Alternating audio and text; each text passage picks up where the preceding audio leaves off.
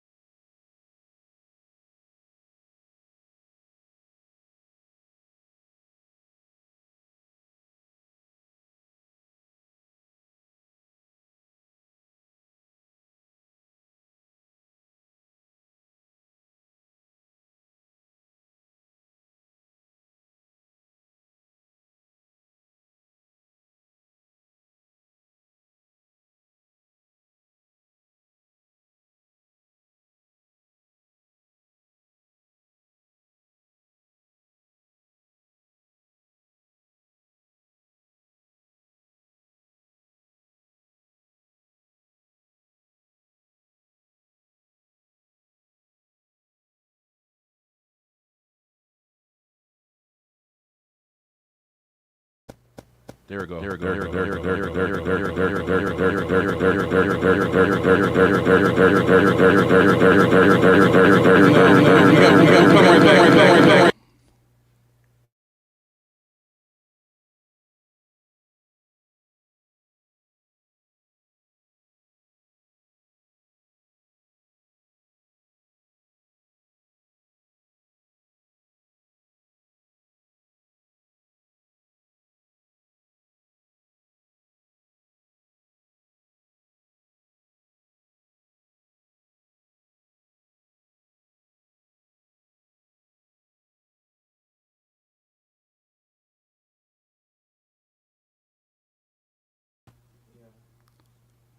We good?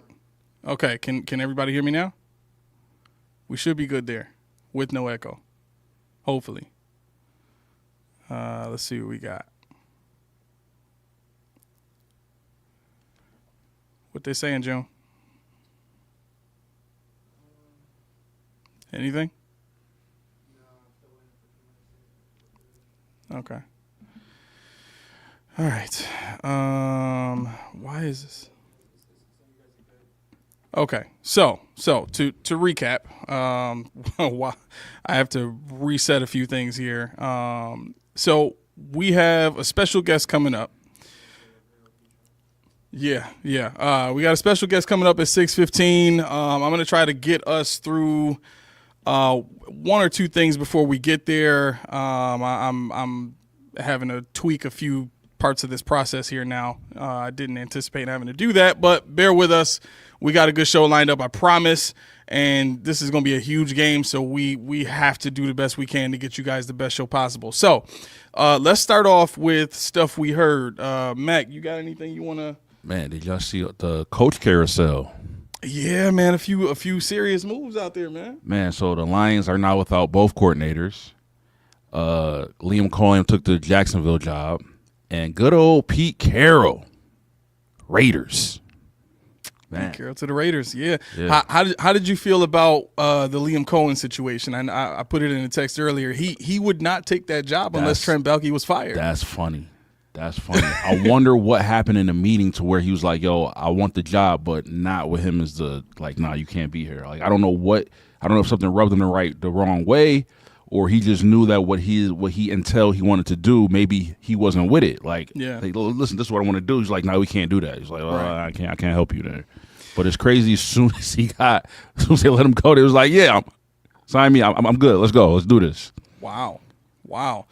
So there's a lot of speculation over exactly, what the chronology of that situation was. Did he have conversations with the owner first, right? And he told the owner, "No, you got to get rid of him," or did the owner kind of figure it out? Because Liam Cohen is not the first person that didn't want to go to Jacksonville because of the GM. You know what I'm saying? Right. So I really think it was one of those situations where, and they've said secret meetings, but I think the owner kind of figured it out and contacted him. Was like, "Look, man, if I get rid of this dude, you gonna come through?"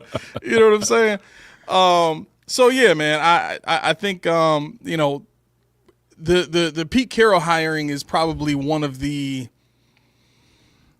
I don't want to say mind-boggling, but there's a contingent out there that really don't get the Pete Carroll hire. What did you think of that one? I don't get it at all, man. Like I like Pierce. I really did. Like I thought he was a good coach. Like he was drafting good. He had some studs. He had Brock Bowers. Like they were doing good. I mean, they just lost Devontae Adams, but that was because of the whole Rodgers situation. So when you look at it from a team standpoint, they were getting the pieces that they need. Yeah. They got the edge rusher. Like they were looking good. Right. So I'm like, I don't know. Maybe I don't know if they, wasn't good enough for them, or they don't have a stable piece at quarterback. I think that's their issue.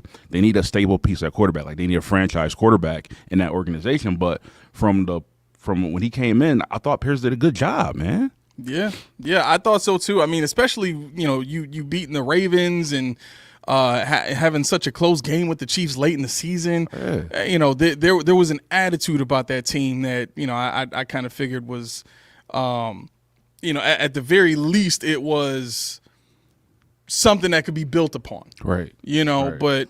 We're kind of stuck in this situation now. So here's where I'm at right now in terms of my technical capabilities. The laptop that I'm using is a little bit older and needs to do some sort of update or something. So I'm still waiting on that. Phone is at 16%. I'm all discombobulated now trying to get everything together at the last minute. Both my babies, my baby children, my oldest baby is over here, but my babies. My 21-year-old baby.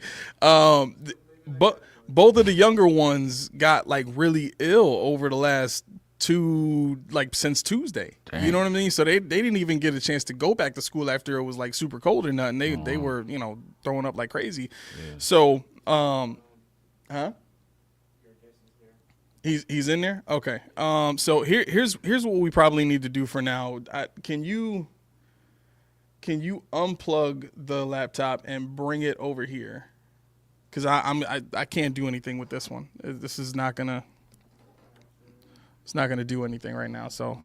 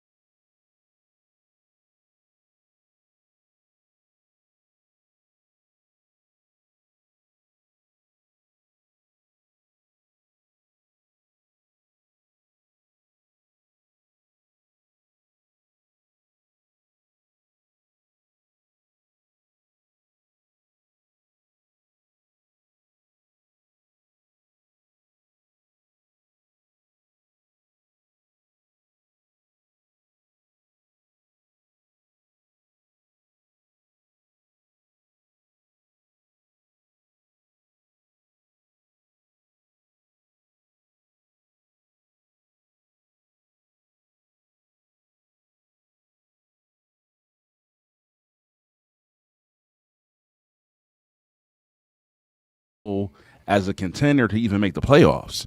So I'm kind of looking at it.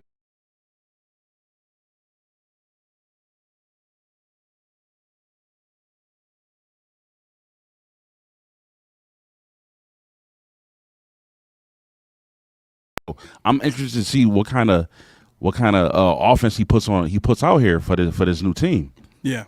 No, that's when I heard about that, I really thought in my mind, if they can get Drake May to at the very least play like Ryan Tannehill, mm-hmm. which he's more than capable of doing, mm-hmm. I wholeheartedly see. Here's the other part of this. To me, Drake May is not the Tom Brady type of player where he's gonna fit well into a West Coast type of system. You know what I'm saying? He's more of that Josh Allen needs to. You know what I'm saying? So I think it might take some time to get him to the point where he can play efficient football. Mm-hmm. He's not a bad quarterback, no. But he's also not one of those Drew Brees type of players where he's just going to make all efficient, all super accurate throws or anything like that either. So, it really, I think we just have to see what Josh McDaniels can come up with, because he has to have evolved to some degree over time.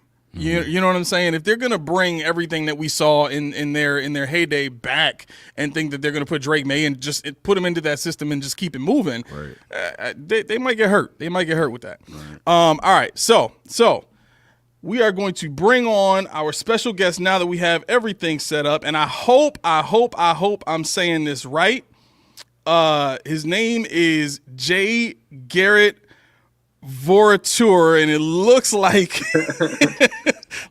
I'm killing that name there. Did I say that right? It's pretty close. It's Veruter. Veruter. Okay. All right. I apologize.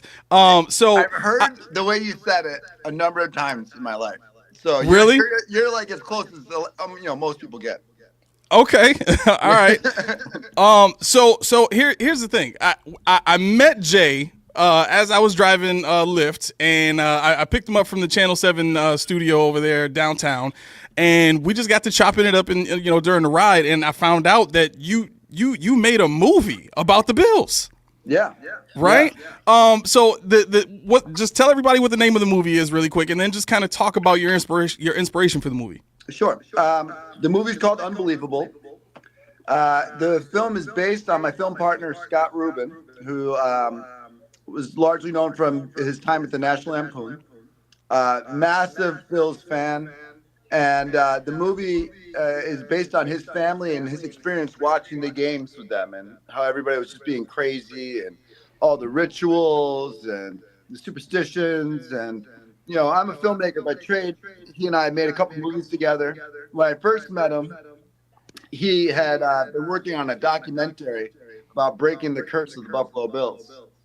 And he lost the hard drives, which, like, as a filmmaker, a digital filmmaker at that, the idea of losing your hard drives, it's just, how could that happen? So right. He acquired the curse. And this movie being based on, parts reality, we actually wove that thread into it. So the movie exists the day that the Bills return to the Super Bowl. They're playing in the Super Bowl. And throughout the movie, we break away to parts of this unfinished documentary exploring the history of the Bills and its relationship to its fans. And, the movie is super authentic. I mean, it's like, what's really interesting to be said about a narrative film, which is usually just, stuff people make up. But this, this is an alternate storyline. Like this, they're playing the Cowboys in this version of the movie. But man, does it feel very real, and very close to home. Yeah. And, we're really excited because the movie, went on a limited theatrical tour. The Regal Cinemas picked it up right after its premiere last year. We pushed the movie out, like when the Bills still had a chance to go to the Super Bowl last year, thinking that if the movie was out, maybe they could do it.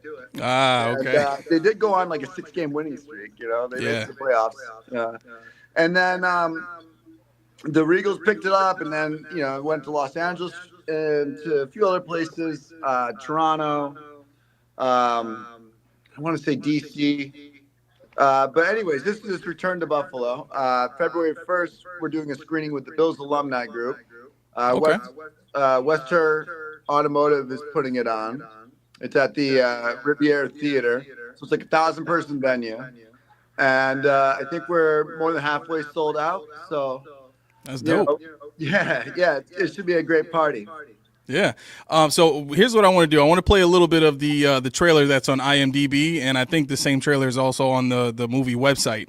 Cool. And then because I just want to give people a feel for what the movie feels, because you were right. It feels very authentic, feels very raw, and it's like you're in the room with these people experiencing the life of a Bills fan. So I'm gonna play this real quick. Buffalo, New York. All across the land, friends and family will gather today to watch the biggest event in sports. Here, in this particular home, Danny Rubinski will host 3 generations of the Rubinski family clan. My dad says that he moved back to Buffalo because LA became a hellhole. I swear, he moved back to Buffalo for a quarterback.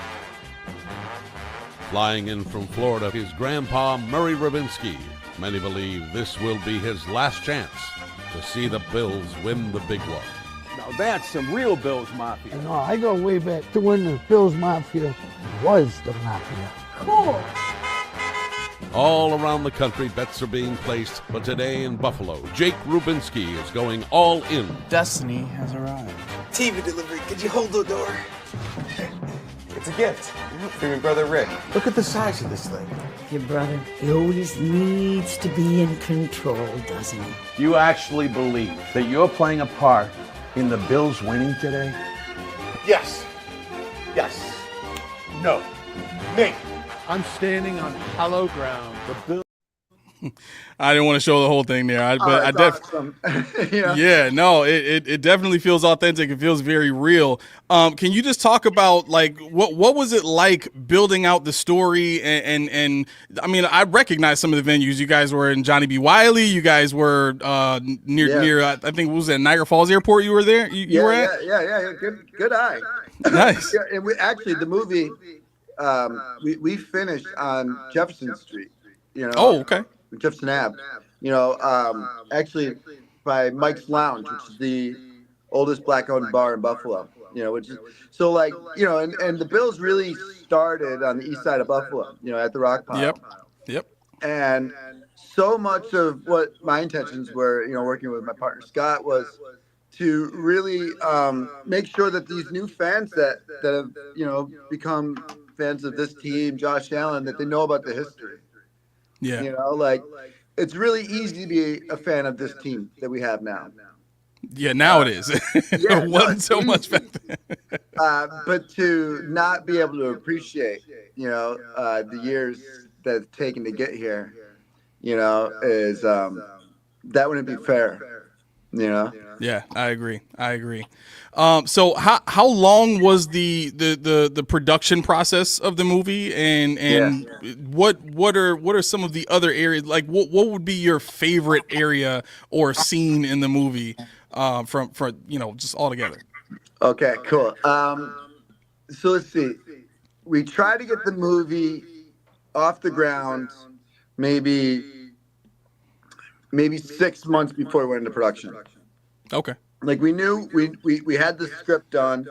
A lot of groups like got involved in like wanted to finance or produce it, and then when push came to shove, suddenly they'd be like, "I think we need to develop it more," you know, which really means they didn't have the money, you know, and they always say that, and then like I just had my first child, my only child at the moment, and I didn't think I could direct and give it that kind of attention. So I tried to get myself out of that.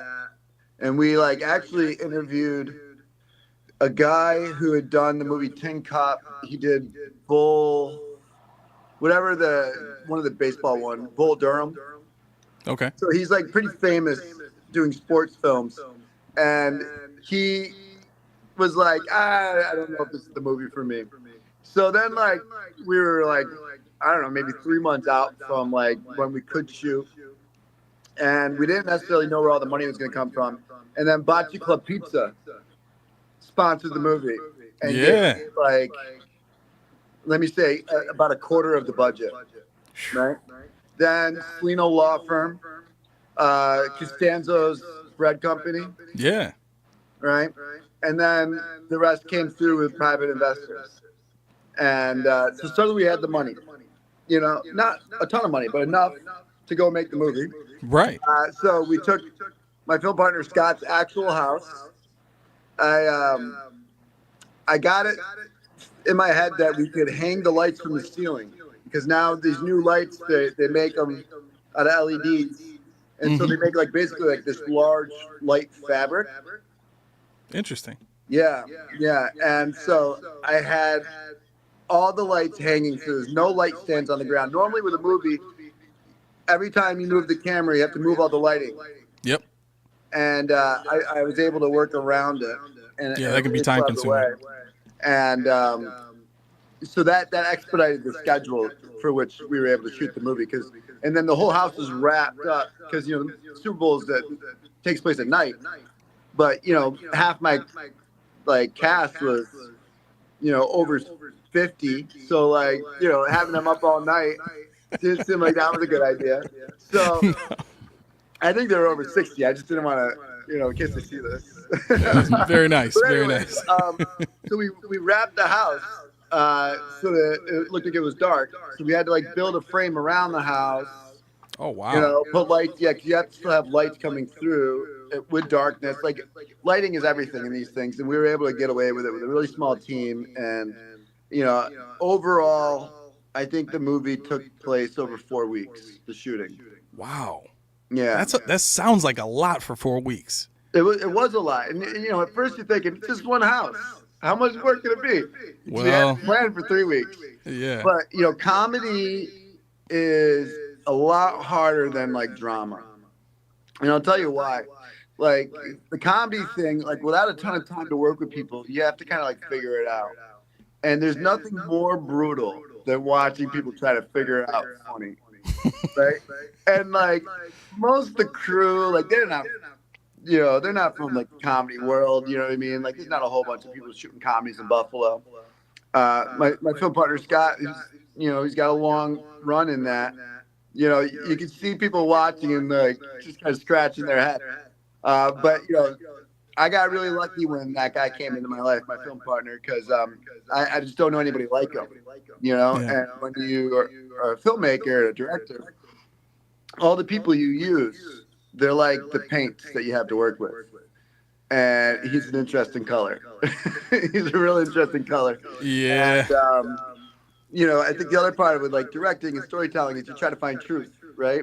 Otherwise, it's hard for people to believe your story. Even if you're telling a fantasy, or something wild, you have to ground it in some world of truth. And this was really easy for us to ground in truth because anyone that's been around the Bills fan experience, especially, I'm 40, so I've been around for the high and the low.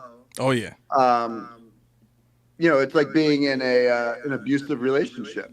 You can't get out of it. You love them. You're willing to let them hurt you over and over again, and they don't want to hurt you.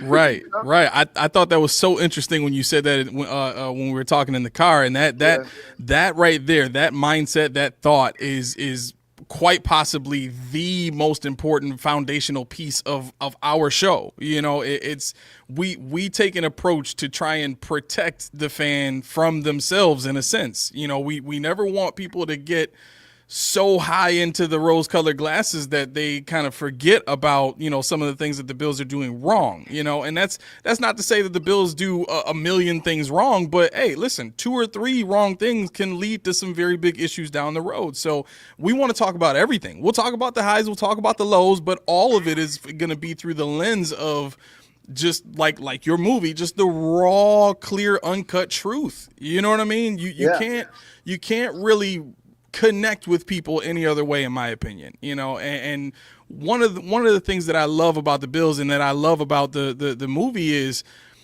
the idea that there are each environment has a different feel, but every character in the movie felt like they were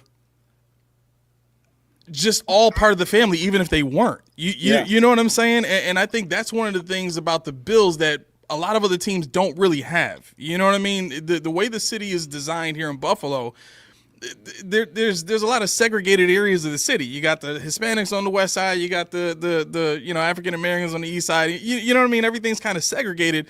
But man, during the football season, everybody is just one. And that's beautiful, man.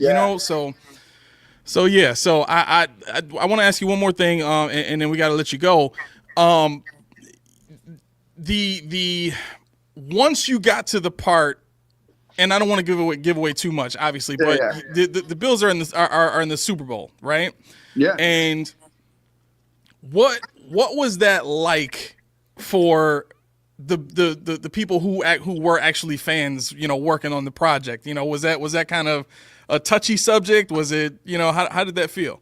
So, um, as fans, we have no real like. I mean, outside of like the woo woo stuff, we can't control what happens to the team. As a filmmaker, it's like being the quarterback and the coach. Like it's like, oh my god, like we took him to the Super Bowl, Oh yeah. right? And then we're writing, and my partner Scott, who he's the Bills like through and through. So like first draft, he's like, and they have to lose. I'm like, what? It's a fucking movie, man. We can do whatever the fuck we want. That's right. But my friends, I'm sorry for that. But it was just like, it was so funny because like, it's really hard for people to live outside of the paradigm they've existed in. Yeah. Right. That's why it's hard for people to break out of like, like societal systems and things. Like your reality is painted by the paradigm that you exist in. That's right. But film, like, it doesn't have to be that. Like you can use that paradigm, you can use that like that pain and that truth to paint the world. That's right. But you can do what you want with it. So there's a layer to it that was, I think, definitely for my film partner, super cathartic. And my real belief is, this Sunday we get to play Patrick Mahomes and the Kansas City Chiefs, and at the end of that game, I think we're all going to feel really good. Oh yeah. I really do believe it. But if we don't, we are so freaking lucky to have a team that like has so much belief in each other, that has an incredible leader, a generational talent that's going to be around for a while. I mean, he's not even 30. Like we're talking not even halfway through his career. Yeah. And as long as we can hope, then like being a Bills fan is like the best place to be a fan, because if we were all just so used to winning, then like none of this would feel as good as it feels. And that's true. I hate the roller coaster ride, but like, fuck, I'm ready to jump back on. Right.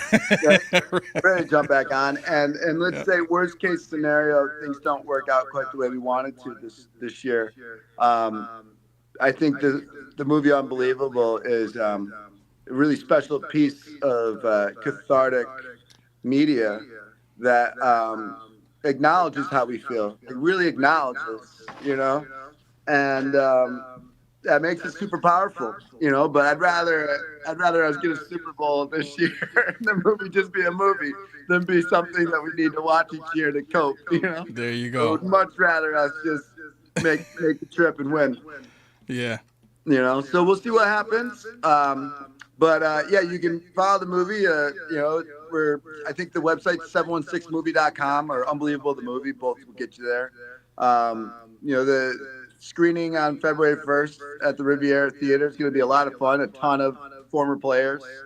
I actually was talking to Don Beebe, which you might remember, who I think is like a legend, an absolute legend. I just couldn't believe he wasn't on the list, right? Yeah. And I think nobody knew how to get a hold of him.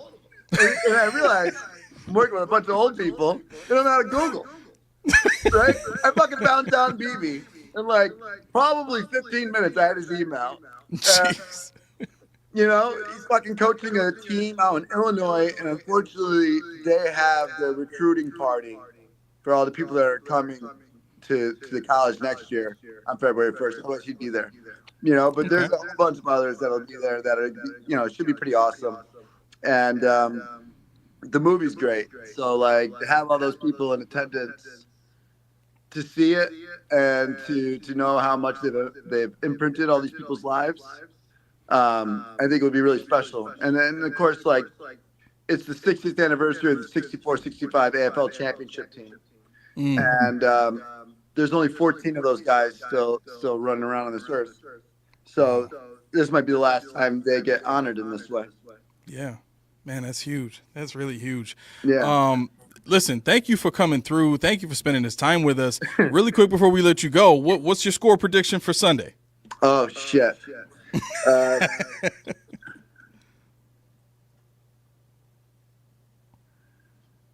28, 30. 32. 30. Listen, I'll take it. That's a Bills win right there. 32-28. A lot of people are predicting a tight game. 32. It's hard. I'll just say that it's hard. But that's what number came to me. Yeah. All right. Listen, thank you, man. Thank you for being with us, and we'd love to have you on again after you have the event. Kind of talk about that, or we'll chat some other time. Thank you. Because when I met you, you got me home in a fucking snowstorm. I don't know if you mentioned that. So thank you for picking me up that day. If I waited longer, I don't think I would have got a ride. And God works in mysterious ways. I don't know if you guys are, real religious people, but whatever you do believe in, it all works in mysterious ways. And I'm really grateful that we've met and connected. And, I hope my excitement helps fuel your excitement. Your excitement has fueled my excitement. And let's go Bills. Go Bills. All right. Jay Garrett Veruter, right? Veruter? Yeah, okay. I got it. All right. Thank you, my man. Take care. Yeah. Ciao. All right. Yeah.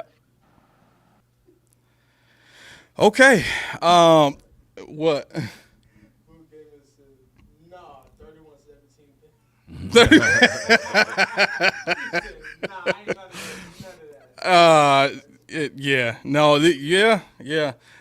So I've been missing a whole conversation. Key is like taking over the chat now. He's been talking. He's on fire. Like, bro, you're supposed to be working. What are you doing, dude? You know what I'm saying? All right. So I want to get to Vu. Vu, listen. I promise I've got you in mind. I've already said once we get memberships out and people jump into the memberships, we'll start having members get have the one of the reasons you want a membership is to have the ability to come on live and just kind of hang out with us, chat with us, whether it be during the draft or during a game or whatever. We'll have a lot of that stuff up and going. As far as like watching the game or something, that probably won't be available until next season because Super Bowl's almost here too. But definitely keep a lookout for that. So Vu, I apologize for not getting you on sooner, but it is on the way. Mac, there are several things that we can get into about this game. Is there any one thing in particular that sticks out in your mind that you want to touch on? Man, the setup. What do you mean? The setup. So like the guy just said, man, like it just feels different, man. Yeah. It feels different. And, even though, 40 Keys is not here, he is the basketball and the producer here are the basketball aficionados. For sure. But the story, it kind of reminds me of, Josh Allen's story reminds me of Michael Jordan. How so?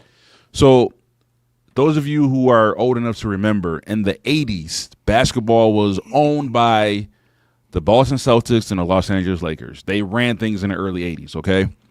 So now you got Michael Jordan, who won the MVP in 88, right?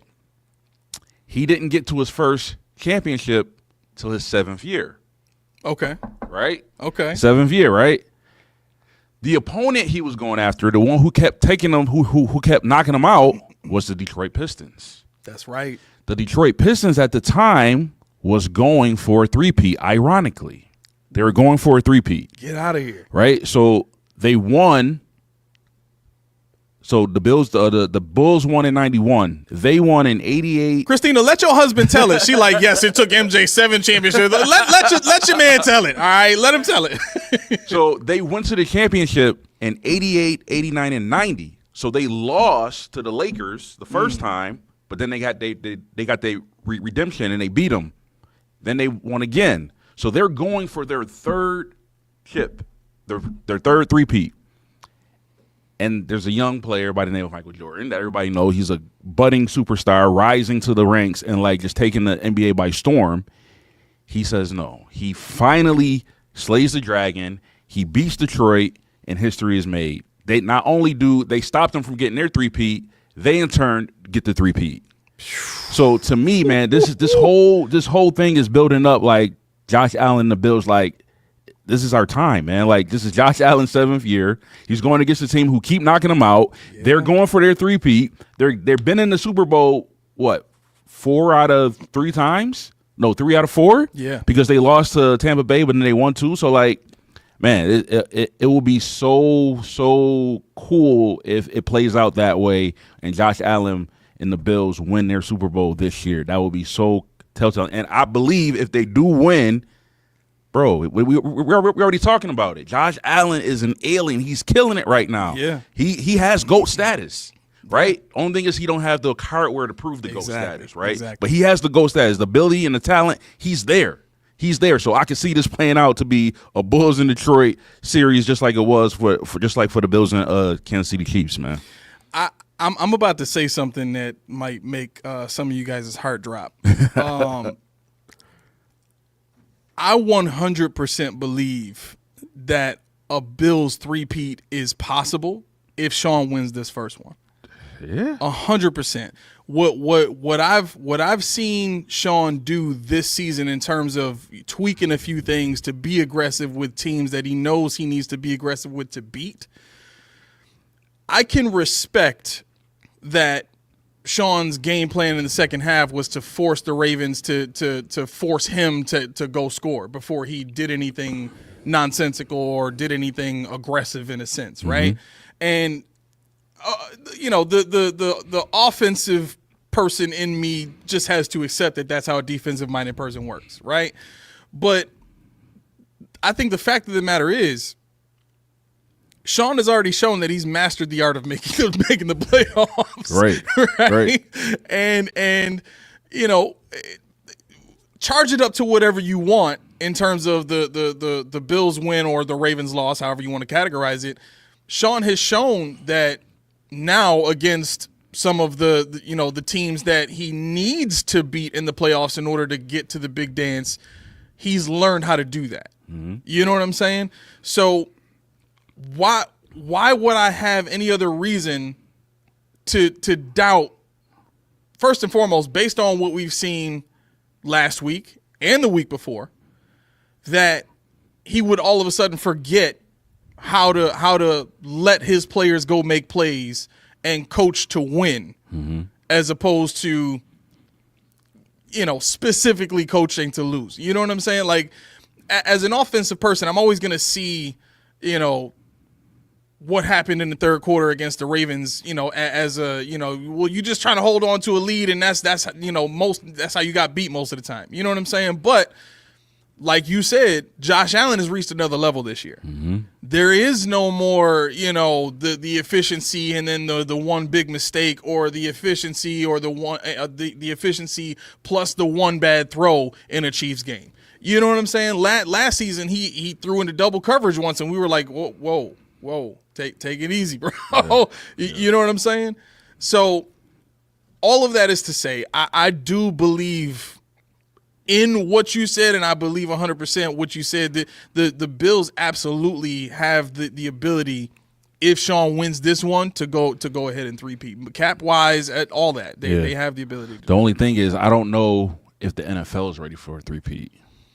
Because, right now, I don't know if you saw the memes of, you saw the Avengers Endgame, right? Yes. The part where they're coming out of Woolworth, they're coming out with the circles, and everybody's coming up to form and beat Thanos. Everybody's coming. Wakanda's coming. Guardians of the Galaxy coming. Is that all the Bills coming this season? Bro, not only is the Bills, it's everybody else, because everybody except the Kansas City Chiefs want the Chiefs to lose. Yeah. Right? I think the people don't want, as historic it will be the first three-peat ever in NFL history. They don't want to see Mahomes and the Chiefs get it. Well, here's why I think a Bills three-peat would be the pinnacle of American history, and I think everybody would love it. I'm being facetious, obviously. I'm joking, but I think when you consider what the Chiefs have done, they started off very exciting. Everybody thought they were going to be the Ravens, right? And that was fun because what did I say? I said the Ravens. I meant the Warriors. I'm sorry. Oh, the Warriors. Everybody thought that the Chiefs were going to be the Warriors in basketball, and I started watching the Warriors because I had heard that this was a basketball team that was all drafted, and I'm like, I've only heard of teams buying their stars and going to win. You know what I'm saying? So when I saw this upstart drafted team with this small point guard that was shooting the lights out, and I watched them play, I'm like, yo, these boys nice. Then I started watching Curry and learned about Curry. I instantly became a Curry fan. I think a lot of the same things happened with the Chiefs early on. It was like, whoa, this dude's first year of his career, he's throwing for 5,260 yards, I think it was, and 50 touchdowns, whatever. You know what I'm saying? Like, we on to something here. Right. And they were exciting to watch all the time. Yep. I was with it in the first couple of seasons. Yep. But then once you got to season 3 for the Chiefs and Tyreek Hill was gone, and you thinking, oh, man, we got a shot now. Yeah. You know what I'm saying? Them boys vulnerable. Yeah. And they started winning like the Spurs. I was like, bruh, I'm not finna be cheering for that bull. Yeah. You know what I'm saying? Like, that's stupid. Yeah. It's stupid that this team has been Tim Duncaning their way to Super Bowls for the last 3 years. You know, it is maddening. But I think for the Bills to not only break that streak for them, but then immediately go win 2 more after that, I think it would be exciting because you have the element of the Chiefs trying to get revenge on the Bills. They just can't. Yeah. That's got to piss them off. Yeah. And then we go win another one after that and cement our status as like, now we the big boys. Now Mahomes can't say nothing because we three-peated while he was on the throne. We took him off the throne and won 2 more and kept him out after that. Right. I think Josh instantly becomes the greatest quarterback in the league. Yeah. Yeah. I think America would love it. Yeah. Yo, who's commenting as me? Is that you?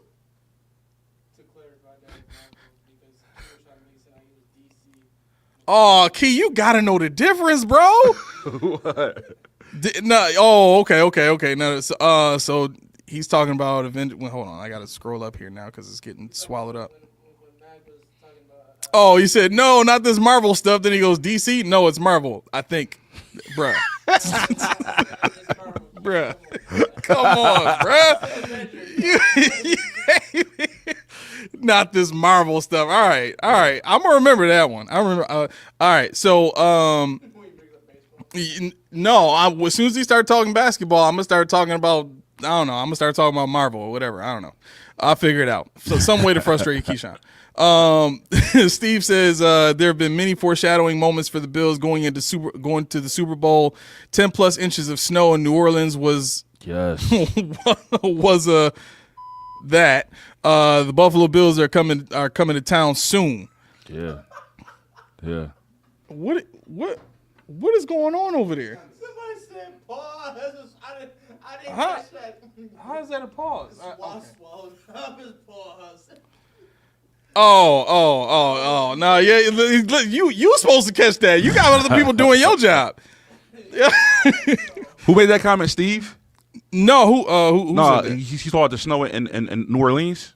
Steve Noble, yeah. Yeah, so that's another thing. Like they call Josh Allen the Winter Soldier, right? And I don't know if y'all know if you ever watched Game of Thrones, but the big thing with Game of Thrones is they used to say winter is coming because a lot of places at the time they couldn't survive winter, but only a certain group of people could.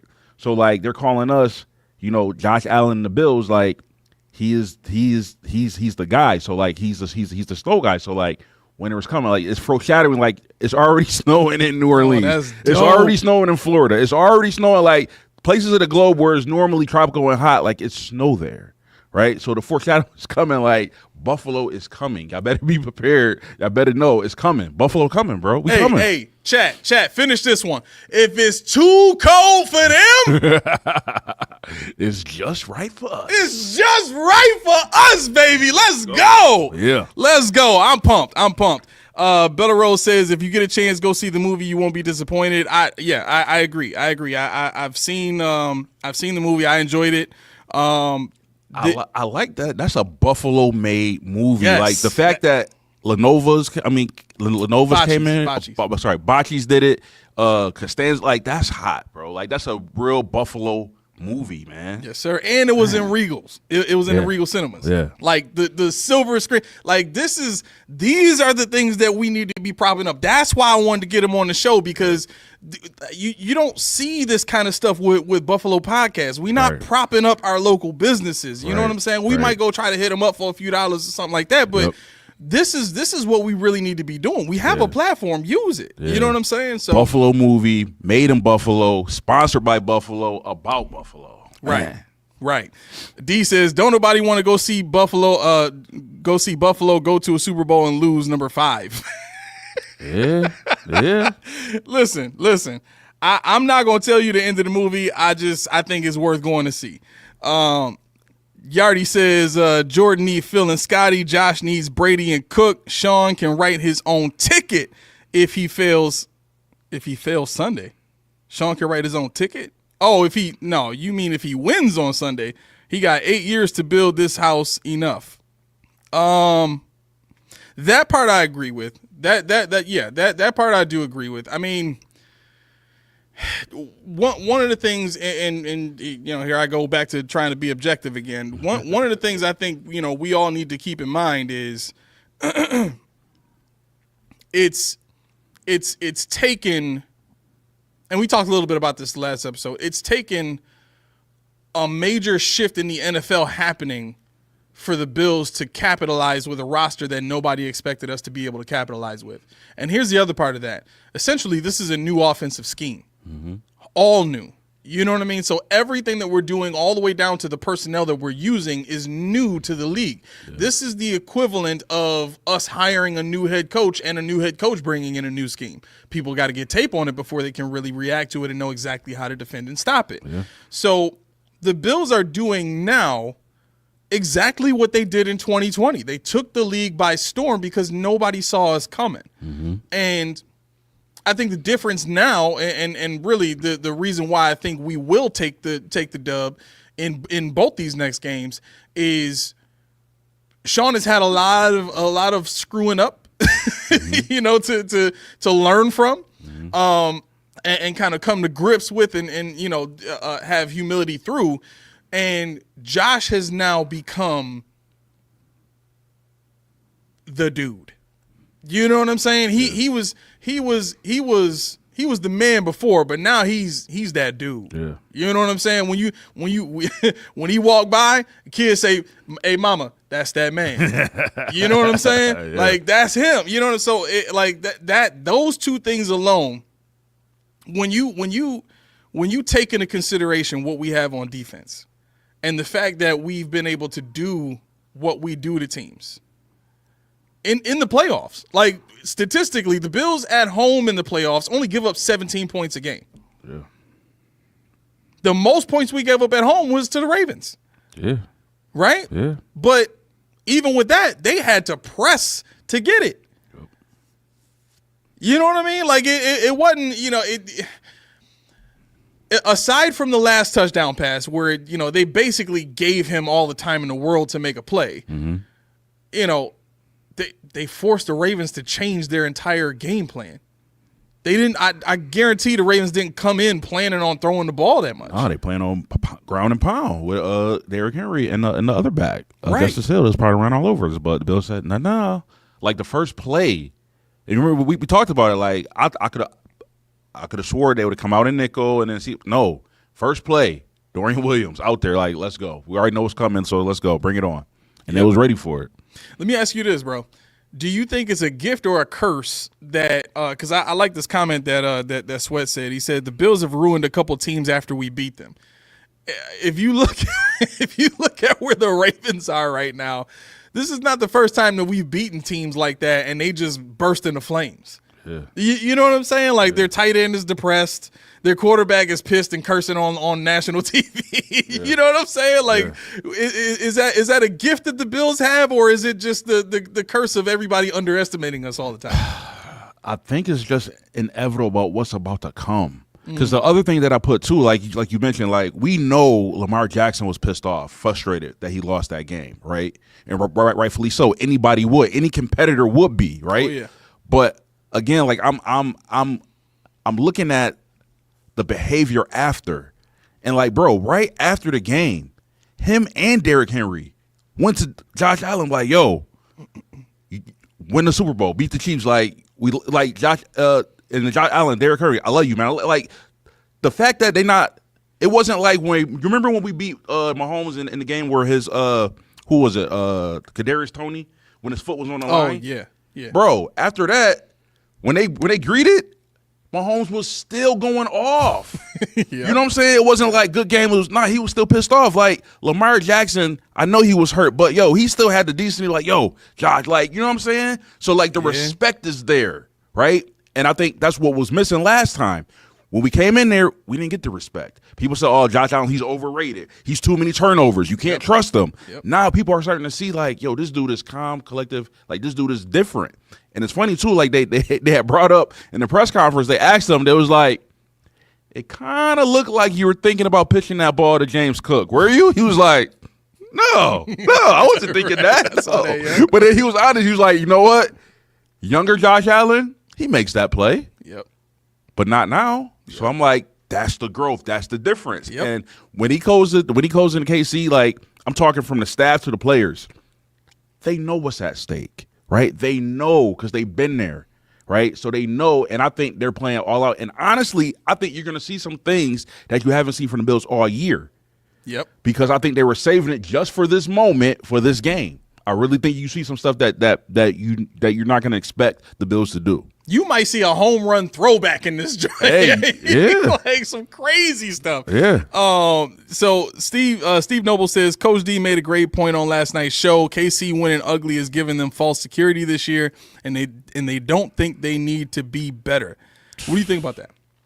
Man, I feel like the same way the Ravens fan. Like if you don't think that you got to put your best forward to beat the Bills, you in the wrong mindset. You in the wrong mindset because I'm telling you, these boys is hungry and they coming, right? So like, I think KC kind of knows that because I got reports from their training camp or whatever they practices, bro. They put Josh Allen's face on the tackling dummies. Yeah. Wow. You know the tackling dummies with the arms, the fake arms of the ball. They put his face on there. So they're like, I think they're ramping up too because they know what's about to come. And I was asking, I work with a couple of Chiefs fans at the base, and I asked him, I said, "Are you happy that you got us?" He was like, "No." He's like, "I would prefer the Ravens." I'm like, "Really?" He was like, "Yeah." He's like, "I would really prefer the Ravens." He was like, "I already know it's going to be a battle, so I don't want that. Like, if we would have played the Ravens, we would have whooped them." Or I wouldn't say whoop, but had an easier time with them. Just like they did last year. Listen, that team was not very different from this year except for Derrick Henry. The run game was still good last year. So I think if Kansas City don't think that you got to ball out against this team, because I'm telling you, we coming, man. We coming. So, like, they better be ready. They better be ready. I agree. And here's the thing. I think I'll get to this, and I want to see what you think about it. So I titled this episode, "One Trick Guaranteed to Stop Mahomes in His Tracks." When you look at some of the video that I put up in last night's episode of Coach D's Corner, one of the first play I pulled up was a 3rd and 12 at the beginning of the game against the Broncos, and they had just gotten a penalty that backed them up 5 yards, so they had to throw now on 3rd down, right? And Mahomes is getting rushed by 3 guys, but there's pressure created because one of the linebackers makes contact with the offensive lineman, then drops into spy, right? So now he's waiting for Mahomes to come out. So now Mahomes is kind of taking a step up, and he's got plenty of space to either hit a deep crosser to Worthy or hit a crossing route underneath. I forget who it was. But anyway, he chooses to pull the ball down. Well, I'm sorry. After he pump fake and got the linebacker to jump up, he pulls it down and runs for the 1st down. Now, in years past, that's a throw he makes. He doesn't take it upon himself to just run. And one of the things that I've heard some of the national media pundits talk about is he's taking it upon himself to get the job done, as opposed to, trusting guys that may or may not be able to get it done like he did before. Soon as he said that, I got a Grinch-style smile on my face because I said yes. Put it all on your own shoulders, just like Josh Allen used to. Yeah. Just like Josh used. Now, mind you, the scheme he plays in, the head coach he has, and all that kind of stuff, it might be a little bit easier for him to do that than it would have been for Josh. Right. But that's what we want. We want him in the pocket thinking, I got to pull this down and run. Yep. And if I don't, the play ain't going to get made. Good. Yeah. Don't trust your receivers. That's exactly what you want. So let me hear what you think about this point, because the trick that I was talking about is, and the reason I brought that play up is that pump fake that got the linebacker to jump so that he had the space to get past him. Mm-hmm. I see him do, and Josh does the same thing. I see both of these guys do that a lot to get defenders off their feet, right? And I know to some degree defenders are taught, make a play however you can. So if that's batting the ball down or tackling the ball carrier, whatever, the quarterback is the ball carrier, whatever you got to do to make a play, right? But I would submit, and I would contend that not worrying about batting down the pass if Mahomes is scrambling is the best approach, because time is everything when it comes to those specific moments. If I'm a yard away from the quarterback and I'm about to get to him and he wants to fake, give me a pump fake to get me out of position so that he can get around, well, that's my bad. I fell for the fake. But I think if I'm coaching my defensive players, if I'm telling them, do not bite on the pump, I don't care if he's in the pocket or not, you get the body. Every time. Make him feel it. Hit him. Every time. Even if they, like, the idea that we're going to get 50, 15-yard roughing the passer penalties in a game is that's not going to happen. Right? I heard a stat earlier today. On a radio show, the Chiefs historically are guaranteed a penalty call that gives them, at the very least, a field goal and a touchdown, or I'm sorry, a field goal or a touchdown once every game. Wow. So every game they play, and now that's offense and then also on defense. So that's a 14-point swing we're talking about. Yeah. On offense and defense, they get at least one penalty call per game that guarantees them, let's just say at the very least, a field goal, or it takes away a field goal for the other team. By the numbers, they're guaranteed that, right? Yeah. So I say all that to say, the penalties that lead to them having points or lead to them taking points off our board is gonna happen anyway. Why not hit the dude and make him feel us in that? Like, it's gonna be 45, but still he can feel it. Right. You know what I'm saying? Yeah. So don't bite on the pump fakes. Don't bite on anything. Go for the body. Hit him hard every single chance you get. Make him regret leaving the pocket every time. Right? That's when you listen to the defensive coordinator for the Redskins. Only thing he said about Jalen Hurts is you might not want to let him lead a pocket because we going to blow him up. Yeah. We going to hit him, and he going to feel it. So whenever he get out there and he get to running, head on a swivel, bruh. Yeah.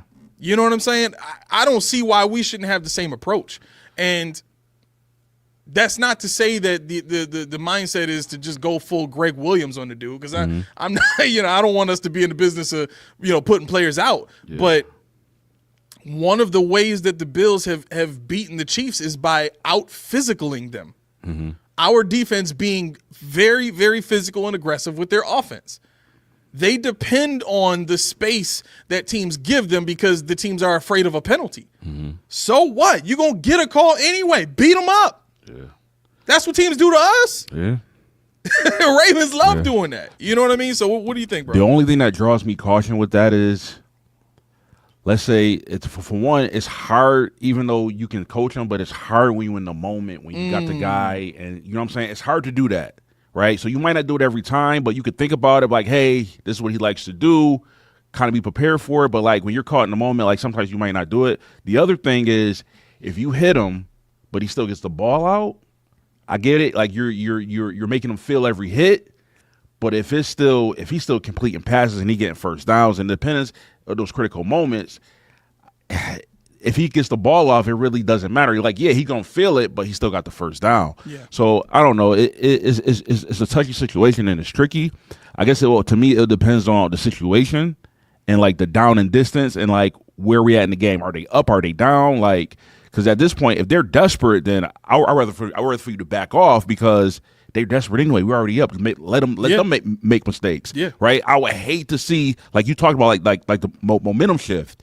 Like you said, we're probably going to get penalties anyway. But if we get one, I don't want it to take the energy away from the defense to where now they're playing scared. You know what I'm saying? Oh, that's a good point. That's a very good point. It's going to be tough to manage that, and the Chiefs are, they've always put teams in position to have to manage that, and it's just, I think it's really just a matter of, can the Bills play their game? One of the things I like about the referee crew that we have, my wife actually just sent me, she sent me a link, and the Chiefs are 3-5 with the referee crew that we got coming in. Do you know what the Bills' record is? Ain't they 6-1? 6-2. 6-2. 6-2 with this referee crew. They said the home team with this referee crew wins 35% of the time, which means the away team has the advantage usually, right? And that's not to say that all of that stuff is going to be, a hard line throughout this game. I'm sure it's going to get tested in some way. But it's kind of relieving in a sense, kind of like last game where the game wasn't taken over by flags. It wasn't ruined by a million bad calls, right, and extremely timely bad calls on top of that. You know what I'm saying? So, all of that is to say to lead to this point. Steve says, I'm expecting our very first offensive play of the game to be a play-action deep ball. That message needs to be sent whether it is completed or not. I actually think that's the approach that the Chiefs are taking. Have you heard some of the stuff that they've been saying in their pressers? Yeah, especially because we know Rapp is out, right? What I'm worried about if Benford, so I know Benford wasn't at practice today, but it was for personal reason, right? They didn't say if he cleared concussion protocol, but one of my fears is if Kyer Elam starts and you got Bishop and him, they're going to take their shots all day long, right? And we know how Elam is. Like, he's always where he needs to be, but again, he's a little bit too handsy, so I know he's going to draw a lot of penalties. So what I don't want that to happen is for him to be, Pat Mahomes to be comfortable and like, we just going to air it out, because you're gonna, in my opinion, you win more than you lose. Yeah. Right. You're gonna win more of those 50-50 balls or those whether you get pass interference or not. So you're gonna win that battle if you have that mentality. So I'm really hoping Benford plays, because if he plays, he'll minimize a lot of that. You still got Cole Bishop, but you might not get away with all of it because we still got Hamlin and we still got the other guys. So I won't be worried about too much. But I think both teams, they're going to try the run, right? That's what they want to do. They want to run the ball. And the Chiefs, the one thing that was different from the first game, there was no Pacheco. Mm-hmm. So they got a healthy Pacheco. They got a healthy Hunt. Like, matter of fact, their whole team is healthy, right? They had a couple people on the injury report, but nobody's missed practice. Right. So they're going in full strength. They got Hollywood Brown, Xavier Worthy, Travis Kelce. And Travis Kelce, this dude, maybe non-existent in the season, but in the playoffs, this dude has a record. He always goes for over at least 70 yards in the playoffs, right? It's bound to happen. So I'm sorry, which player is this? Travis Kelce. Oh yeah. Always. So to me, like you even kind of hit on it. Like, I don't think Pat Mahomes has that relationship with anybody else on the squad right now besides Kelce, because Rashee Rice is not there. I would say Rashee Rice and Kelce is his two favorite targets that he trusts, and he can when he throws that ball, he knows that they're going to make a play. I don't know if he has that with D-Hop and Hollywood Brown. Hollywood Brown just came back a few weeks ago, so I don't think he has that with any other players. If you look at the game where they played the Texans, they only had like 200 and something yards of offense. 100 of that was with Kelce. Right. You know what I'm saying? So like, if we can take him out, if we take him out of the game, or at least minimize the plays that he can do, I think we got a really good chance. Yeah. one of the pitfalls of listening too heavily to what a team is saying in the pressers is they could be saying that on purpose to get you to do something. Right. And as I'm processing, what they're saying, and I'm thinking about, okay, all these deep passes and stuff. All right, cover 2, cover 4, cover 6, protects you against all that kind of stuff. You can pass off Kelsey, inside as long as you got a guy to press him at the line, and then you can pass him off to a linebacker or something like that, so that the guy pressing can duck down and cover the running back in the flat. Like, I was going through this process, and then I think to myself, what if all of this is just a ploy to leave the middle wide open for Kelsey? You know what I'm saying? So I think I've arrived back at just go kick that. You know what I'm saying? Like, just do it. Like, and here's the thing: the addition of Hollywood Brown would only be, like you said, dangerous if they had such a chemistry to where his usage was high. Right. But none of the receivers that they have has a higher usage than Kelsey. Right. Nobody. Right. Right. So if I'm thinking about how I stop that team, it really, it starts and stops with Mahomes. And I think the focus this game for the Bills is defensive line, defensive line, defensive line. One of the best things going into this game for the Bills is they moved Joe Thuney to left tackle. Mm-hmm. That's the mistake they made.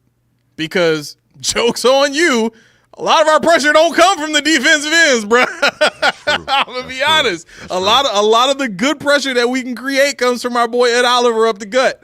So you can play around all you want, but you leave one of those lesser talented guards down there to cover Oliver one-on-one.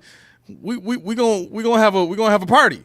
You know what I'm saying? We gonna have a sack party. So, all of that opens up a few things. We saw the Bills do some twists and stunts. We saw them do some simulated pressures where they showed that they were going to blitz the A gap and drop off. So I think all of that stuff really comes down to the Bills know that they can mess with the Chiefs' offensive line.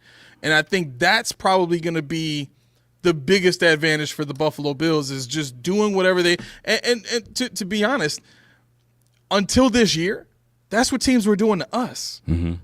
Like, we can try and bracket Diggs, but they got the tight end. We can try and stop the tight end or cover the seam. They got the running back. They got you know what I'm saying? Yeah. Okay, well then let's just stop Josh. Yeah. Well, how do you do that? Well, you got to get the offensive line to guess wrong. Yeah. You know what I'm saying? So it's definitely going to be a chess match in the trenches, but I think that is where you win this game. You don't focus necessarily on trying to stop one particular receiver. You just pressure the hell out of Mahomes and force him to make a mistake. And we saw in Week 11 that we can do that. Yeah. You know what I'm saying? This is the one Chiefs team going into the postseason that I think carries the most regular season identity with them. You get what I'm saying? Like, last season, it was tough because Juju had been there for 2 years already. When he had to be their number one receiver last year, MVS had just come on, but they didn't really need him that much except for the one game in the playoffs. But I don't think anybody really expected any of the other receivers to have a big game, so they didn't focus on them. Mm-hmm. And the Chiefs used that to their advantage. You know what I'm saying? That's why Kelsey's numbers were down a little bit. So all of this is to say, I truly, truly, truly think that the Bills have more advantages when you look at the video, when you look at the stats. Matter of fact, have you looked at some of the advanced stats on Mahomes this season? As far as what? So tell me what you think about these. And here's the first one. You tell me what you think about it. Mahomes has the third lowest yak yards of his career. The next highest yak for a season is 252 yards higher than this year. Mm-hmm. He's getting less help after the catch from his receivers. Yep. What you think about that? I think it's the big reason why they wanted to get D-Hop. Before D-Hop, I don't know if people were really paying attention, but before D-Hop, the best yak guy on their team was actually their other tight end, Noah Gray. Yeah. Yes. I think it's Noah Gray. I think it's Noah Gray. Yeah. But him, like, because Kelsey, he wasn't Kelsey in the regular season, right? So I got excited. I'm like, oh, the drop off, like he's not as dominant as he used to be. So they were going to Noah Gray and they were doing a lot of trick plays. And then, Xavier Worthy, he'll have that one pop play, but that's it. Like they wasn't getting like those yak yards. So, when we were going through our wide receiver crisis, when we needed somebody and all these people moving around and who should we get? Should we try to get D-Hop? Should we get Devontae? When they went out and got Hopkins, they figured, okay, boom, this solves our problem. We got a number one wide receiver, plus we got Kelsey. Like, this will help out. But not to say that he's not good. He's aging. Right? He's not the prime like he used to. Like, he's not the D-Hop that we all know that he could beat. Not saying that he can't have a good game, but what they were looking for, he couldn't achieve it just with D-Hop. Right? So they missed that out with D-Hop. So now, you got Xavier Worthy, but again, to me, I still think he's a gadget player. He's a one trick. Like he's gonna come around on screens. He's gonna do reverses. He's gonna do end arounds. He's gonna do those deep balls. But other than that, I can't see him really being an asset in the passing game because, as you said, he's the fastest dude in the NFL. How you don't have yak? Right. You know what I'm saying? Right. So to me, it's all dependent on what they try to do, what their scheme is. The only thing that gives me a little hesitation, like I said, is if our cornerback doesn't play Benford, but I don't know. At the same time, I think, like I said, for the Bills, I think you're going to see things that you never seen before. Reed always have something under his sleeve, bro. He always have something under his sleeve. So, but even if he does, I'm not really afraid. I'm not really scared of it because, again, who is his main targets? It's Kelsey. Right. Always has been. Yep. Right. So if they don't have a run game, like if we can somehow do what we did to the Ravens with Henry and Justice Hill to Pacheco and Hunt, they ain't got no choice. Yep. How else are they gonna move the ball? Like you can try to run with Mahomes, but he's not like Lamar or Josh. He's gonna get a couple, but if you put a spy, that shut him down. Right. Right. Unless you get the roughing the passer, but if you don't get that, what else you gonna do? Right. It looks like we got a few Chiefs fans in here. I'll read some of these comments. Justin Gibbons, welcome to the show, my man. He says, our left tackle was absolute trash in week 11. We had to move Tooney out. Yeah, I'm like I said, I think we're counting on that. It opens up that middle. They do got 3 Pro Bowlers on the offensive line, though. Yeah, Tooney, the center, and then the guard. Listen, that guard combination when they had it together was awesome. I was jealous of that. Like that was one of the things that I was hoping for the Bills to do for Josh was to get a very good guard center guard combo and really solidify the offensive line and make it dominant. But the fact that they have to move Tooney to the outside now. The guard that they're putting in, I'm not saying the guard is going to be, trash or anything like that. Having Tooney and having, the center on either side of the left guard there is probably going to be a good assistance to the guy. But let's be real.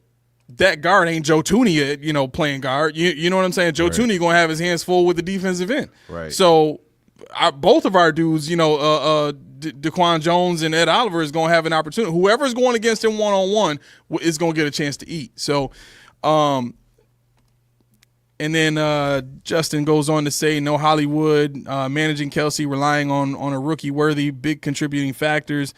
Look, I think to a larger degree, what the Chiefs are experiencing this year, because keep in mind, the Texans, one or two more plays from the Texans, they win that game. Like, if you look at the stats, the Chiefs had no business winning that game. Almost in the same way that the Bills statistically had no business beating the Ravens. Yeah. But the idea of the way both of these teams have played has been, we're going to make sure we're not the one to make mistakes, but we're also going to make sure you're the one to make mistakes. And this is truly an immovable object meeting an unstoppable force. But here's the issue with that. the Buffalo Bills have shown consistently that they can score 30 a game against anybody. Right. Anybody. We put up 27 on the Ravens in the playoffs. The number one pass defense in the league going into the playoffs. The other good team on defense, the Broncos, another elite team, we put up how much? 31. 31 on them boys. Easy 31. It looked easy, right? Fine. You want to say it was in our house and not theirs? I think it would have been the same thing in Denver. Right? We have not seen that type of performance for the Chiefs. We saw a flash of it in week 11 here. That's it. We saw a flash of it in the third quarter when they had to come back and try and score to get close. And they did. It looked pretty easy when they did it. But again, that series, the Bills had it in their mind, we up 2 scores. Now we can just play defense. What the Chiefs did, and I really appreciated this, when the Chiefs went down and scored so easy, they put Sean back on alert. And that's what Sean is going to have to do in this game. He's going to have to stay on alert the entire time. He's going to have to attack the entire game. And hopefully he's learned that by now. He for sure learned it going against the Lions and Chiefs in the regular season. He learned it going into the second half against the Rams, and unfortunately it wasn't enough because we just couldn't stop them. But that to me is the biggest difference between the two teams. We can make it happen against anybody. The Chiefs couldn't make it happen against us. You know what I'm saying? And offensively, they really couldn't make it happen. They really couldn't make it happen against most teams in the league. They didn't score more than 22 points a game. They still haven't scored 30 all season, even in the playoffs. They haven't put 30 up yet all year.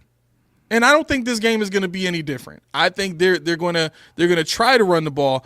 And I'm going to give Justin credit for giving us this info. Thank you, man. He says moving Tooney out has hurt our run game. You got to do what you got to do to protect your quarterback. Yeah. So I respect moving Tooney out. If I was running a team, I'd do the same thing. We can't give teams the shortest. I'm sorry, not the shortest, but we can't give teams the ability to pressure our quarterback from his blind side. Yeah. We can't. Their right side is strong, though. So they got on their right side, they got Trey Smith, who's a Pro Bowler, Creed Humphrey, and they got Jawan Taylor. Now, Jawan Taylor, he could probably be beat in pass coverage, but I want to say he's a good run blocker. Yeah. So Taylor's the one that cheats. That's the one that backs off the line, the okay. illegal formation calls and all that kind of stuff. So we'll see if they get away with that one. Lynn says, but the defense is small, slow, and soft. Wait. Imagine that. Huh? Imagine that Buffalo. You got to make that make sense. I do agree with this point, Lynn. Prevent defense just prevents you from winning. I agree. And again, that's one of the reasons why I think Sean learned his lesson in week 11 against the Chiefs. Like we can't sleep. The second you slept, they went out and scored like it was nothing. I remember sitting there watching that happen. Like it's like boom, laser pass, boom, laser pass, boom, laser pass, touchdown. It was over in seconds. You know what I mean? So I want to read this next one here. So Mahomes' on target percentage this year is tied for the lowest of his career at 76.9%. That 76.9% happened back in 2020, bro. Oh. That's the lowest on target percentage of his career. And he has missed some bad passes this season. Yeah. Whether it's pressure related or he's just not, the receivers are not where they're supposed to be, whatever it may be. I'm not studying the Chiefs to that degree, but it doesn't, they don't look buttoned up. Even in the Texans game, they didn't look buttoned up. No. So I don't think there's really any evidence to speak to, the Chiefs are just going to be able to flip a switch. Yeah, like I'll give them a little bit credit for the Texans game because they had that pretty much they had 2 weeks off. So maybe they were knocking a little bit of rust off from not playing for 2 weeks. But, yeah, they didn't look their best even against the Texans. And again, it was cold, so it was like because one of my boys went to the game, and it was like here, like it was cold. He was bundled up and everything. You know what I'm saying? So I'll give him a little bit of slack there because, like I said, I think that 2-week rest kind of gave him a little bit of a rust. You might have to explain this one to me, Yardy. He says, Aramis, much like Rico, you conceptually right and generally infallible, but to hold fort 2 to 5 minutes or more is self-defeating, just saying for the audience. I'm not sure what you mean by that, bro, but I always try to get the people what they want. Let me see. So how do I say this? The Canny 09? Welcome to the show. He says, besides the flags, JT has been solid, can't lie. Oh, Juwan Taylor. Yeah. So, like I said, like that right side of their line is pretty strong. You know, their only weak point is the new dude they got starting at guard is Mike Caliendo. So the rest of their line is pretty solid, but yeah. So in terms of their defense, right? I gotta. Actually, let's do this because my phone's about to die. I want to get a couple more stats out. No, you know what? I got a charger right here I can use. I don't know why I didn't just take this laptop charger. I'm over here defeating myself like you already said. All right, so Mahomes' lowest pocket time of his career is this year at 2.3 seconds. The next lowest is 2021 and 2018 at 2.4 seconds. So what that means, his lowest pocket time, that means he's getting pressured more, or you guys are getting to him faster than they used to. Can you just talk about what you've seen so far from the Chiefs this year and what you saw in the game with them here in Week 11 that gives you hope in as far as the Bills' pass rush? I mean, do you think the Bills will be able to get a sack or two? It's tough, man. It's tough. Like, I don't know what the game plan would be to stop Mahomes, because I'll say this. We already know. So, like, one thing, like, I was watching Cam Newton, and he gave Sean credit. He said basically he was doing like a football 1-on-1 masterclass with the quarterbacks. So basically what he was saying is when a quarterback breaks the huddle, he immediately starts scanning to see what coverage you're in. And the first telltale sign is you look at the safeties. After you see what the safeties are doing, now you go to the linebackers, right? But he said what Sean McDermott does is, he said especially Sean, he'll put the safeties in a position where you can't tell if he's running quarters, if they're running cover 3, or if they're running it too high. So what happens is when you come out of that huddle, if you already know where the safeties are lining up, so okay, I already know where they're at. That takes less stress off of the quarterback because he already knows to read. If you don't know, you're looking until the ball is snapped to see how they drop back. That's when you're going to find out. So that extra time helps, right? So by you not knowing what's going to happen, it gives that more time for you to be stressed out and don't know what to do.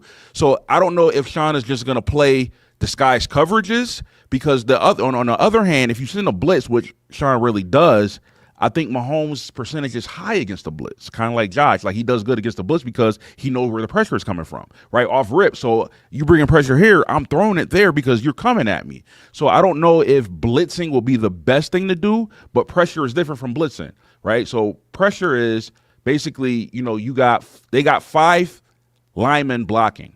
So you can send, we got 4 guys immediately, but you can send the 5th guy. 5th guy, it doesn't make it a blitz because you still got 5 guys on 5 guys.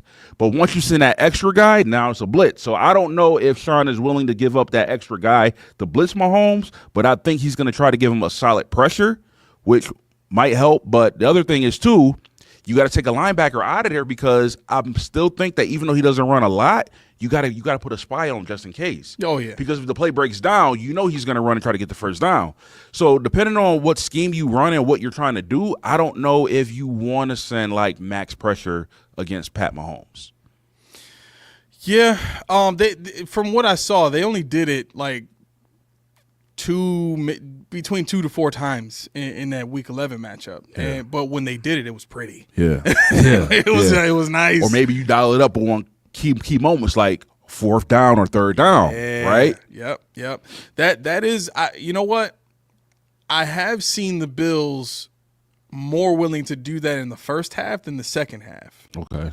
I mean, do you agree with that, or have you seen something different? Or I kind of agree because I feel like the Bills play better and more control the game in the second half. Yeah. So the first half, like especially if they're down, they're gonna do what they got to do in the first half. You know what I'm saying? Yeah. The only time I can see it backfiring is if we're somehow after halftime if we're down, right? If we're down by like 10 points or something, that could change the game a lot. So to me, it depends on what the score is when halftime starts. Yeah. Yeah. Yeah. Follow Keyshawn's advice. Nate, you got a bum rush. That's probably what it's gonna take. So Lynn says Ed Oliver has to have a great game against KC. Got to have pressure up the middle. I think that's the answer for any quarterback. That was the answer for Brady. That's what the Giants did. Yeah. You know what I mean?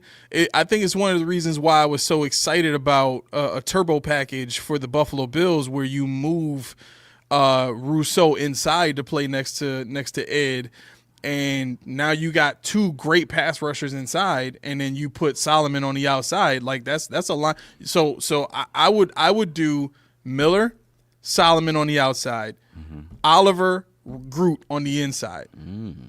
To me, that's a nice turbo package. You know what I'm saying? And it's pure pass rush. That's long third down and distance. That is getting movement, getting pressure, getting around the guy high. And you got four guys that would be adept at doing it.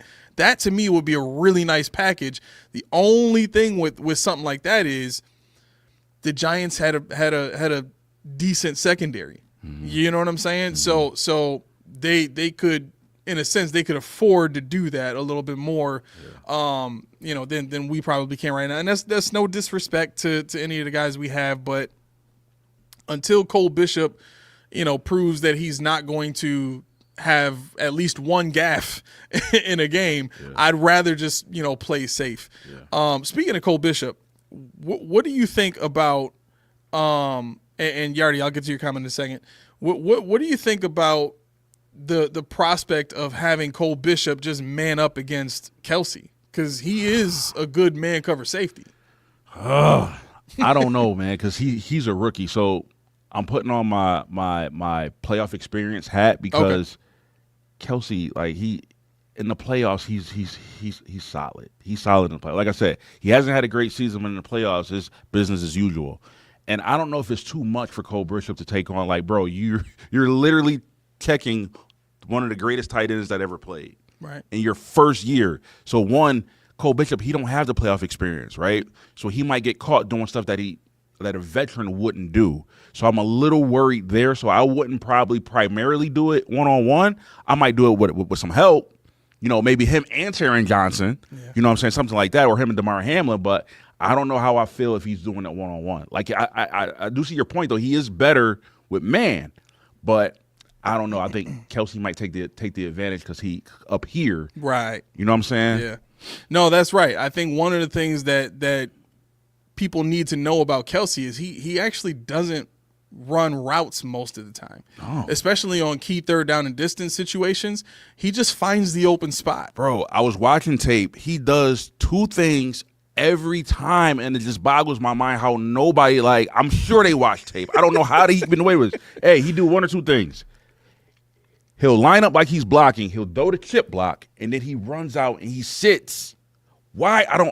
And it's open all the time. Or he'll run a play, and he'll do a quick move in the inside, and then he'll find a coverage and he'll sit down. Or if he crosses the defender's face, he'll keep trailing. He'll keep trailing. Yep. Those are the two things that he does all the time, and I don't know why defensive coordinators don't watch tape and say, hey, this is how you stop Kelsey, or this is what we want to take away from Pat Mahomes. But I don't know why they don't do it. But watch, I guarantee you he do it in this game. You're going to see a play where he does a quick block, comes out for a pass. Or, like I said, he's going to leak out in the middle and just kind of stray and just find the open coverage. I don't know how people can't stop that. I don't know why. If it was me, I would take. Let me, because I want to give him credit. I got to go back and find it now. Who was it that said this? It was.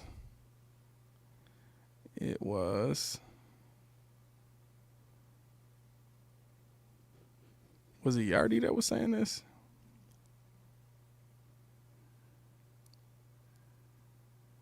No, Yardy was saying Elam versus Worthy. Okay, I don't want to keep a dry spot here on the show. Oh, it was Steve Lynn. It was Steve Lynn, but he was okay. So that's different. So a couple of people now in the chat are mentioning using Kaiir Elam in this game. Mm-hmm.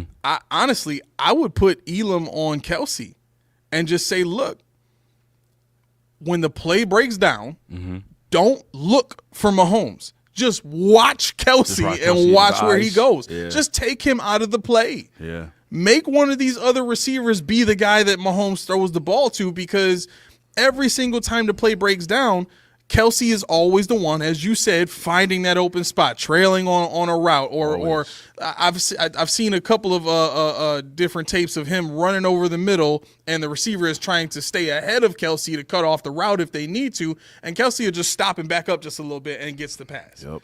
You know, so it's like those type of situations. Like just put Elam on the dude and tell him, like, look, be as physical as you need to, be in his face the entire time.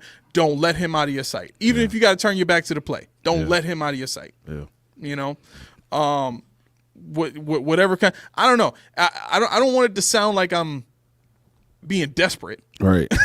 You know, but man, do what it takes to win. Let me ask you this though. So I know we getting the vibe, and you know everybody's got a good vibe, and we're looking what would be our downfall in this game. What do you think would be our downfall, and we somehow lose this game? Why would we lose?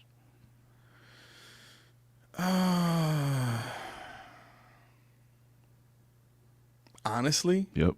I think it's going to be prevent defense. Yeah? Yeah, I think when you look at every game that we've been ahead in here in the divisional round, 13 seconds, both of those games, really.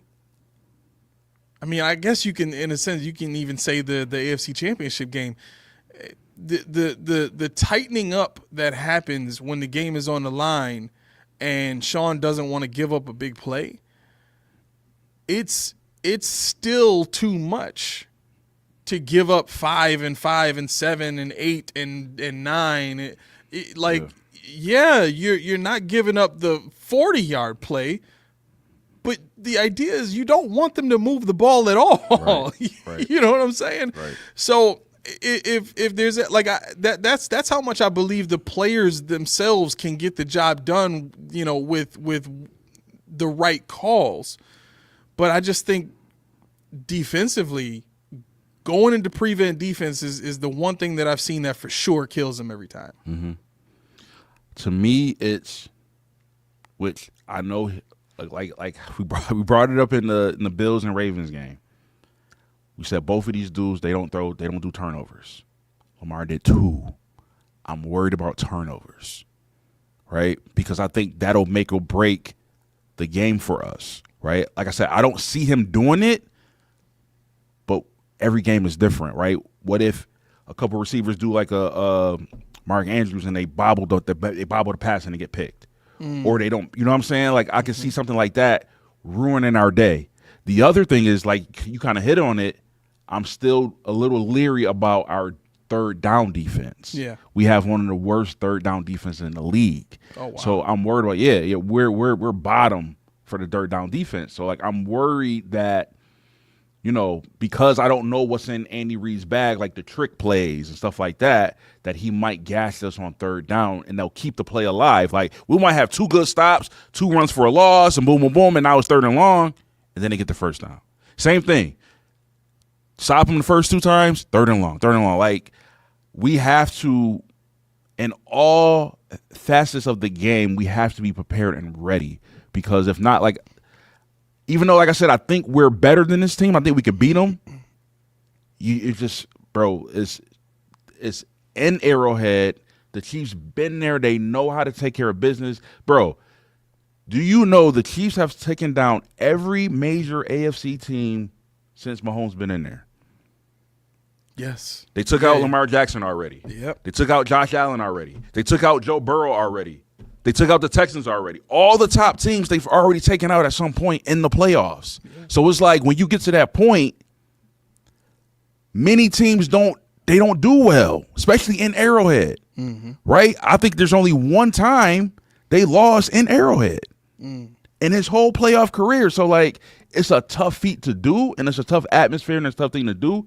But I think we could do it.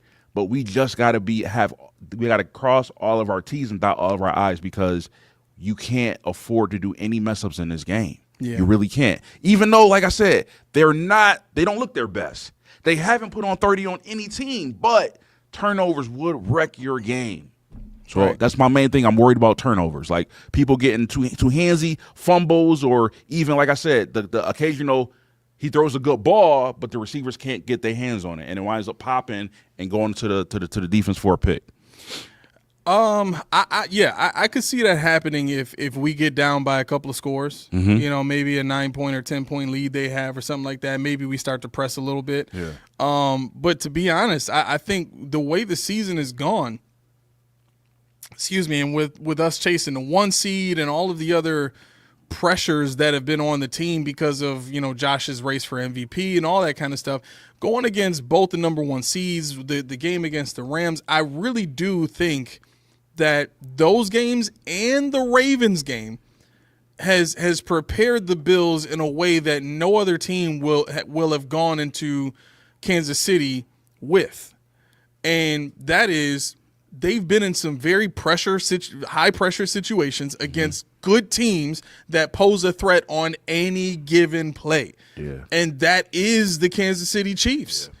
On any given play, they can get you over the top, or they can get you with a screen, or they can, you know what I'm saying? So you have to be on edge, and that constant living on edge mentality that this team has had to go through all season, you know, because for them it's been, you know, A, we got to prove ourselves, and B, we you know, either we get it done or nobody does. Right. You know what I'm saying? Right. There is no number one that we're just going to depend on to get us out of this. We all got to do it. So I think if the game is close, 1-score game or something like that, I not that I don't think it's possible, but just, man, looking at what we did against the Ravens, like in that cold, and we didn't give up any turnovers at all.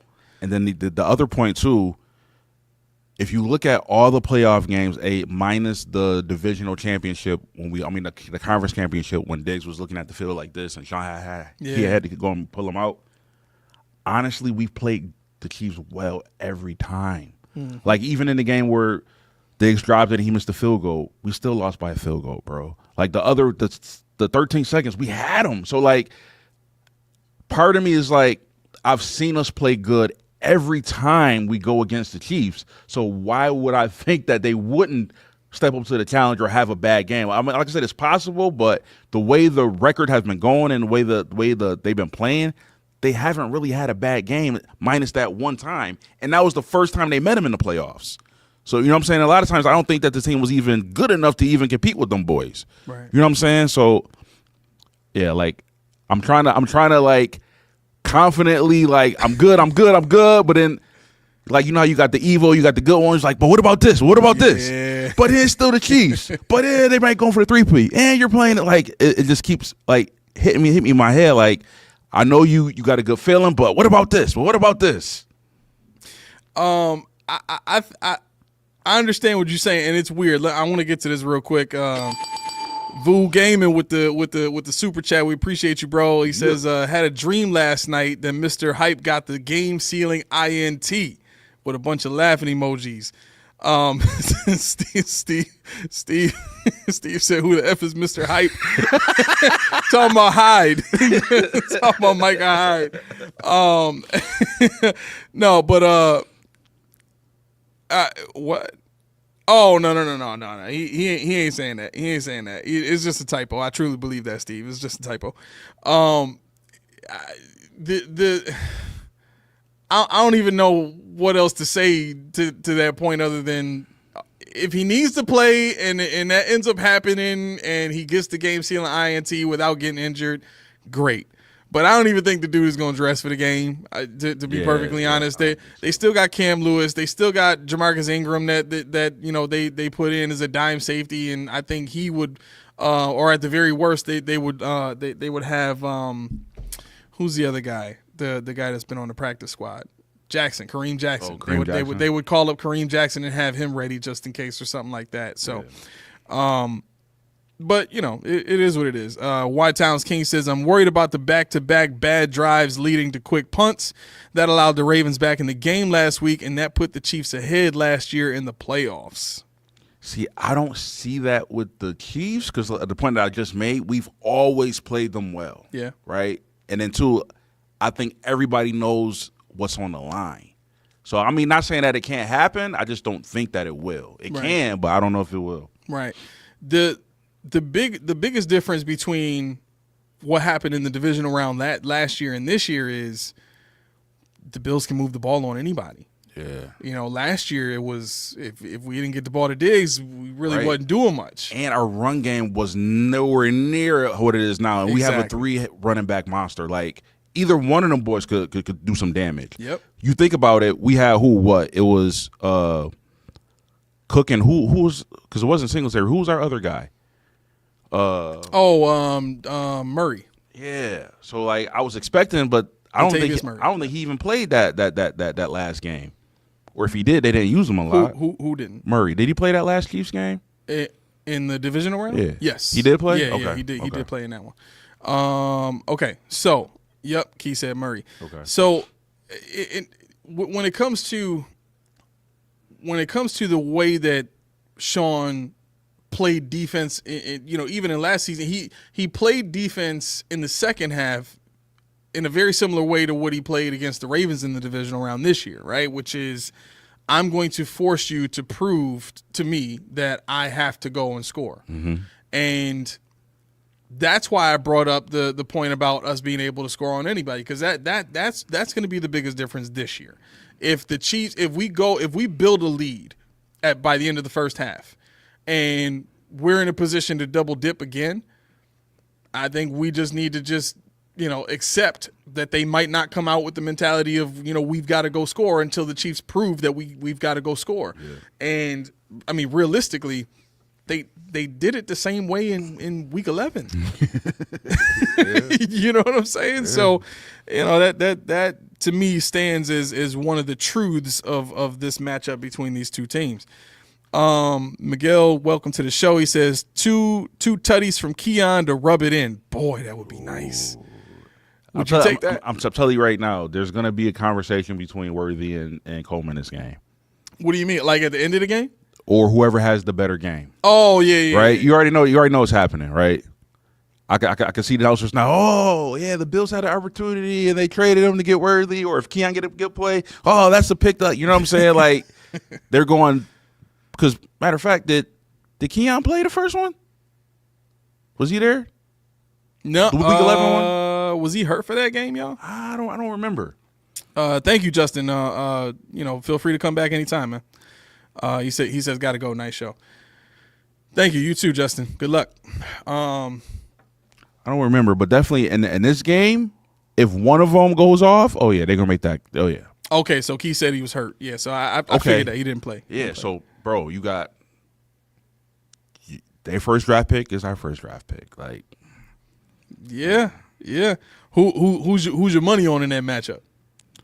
So here's the thing. I think because of the way the offense is run, they got gadget plays designed for Worthy, right? Mm-hmm.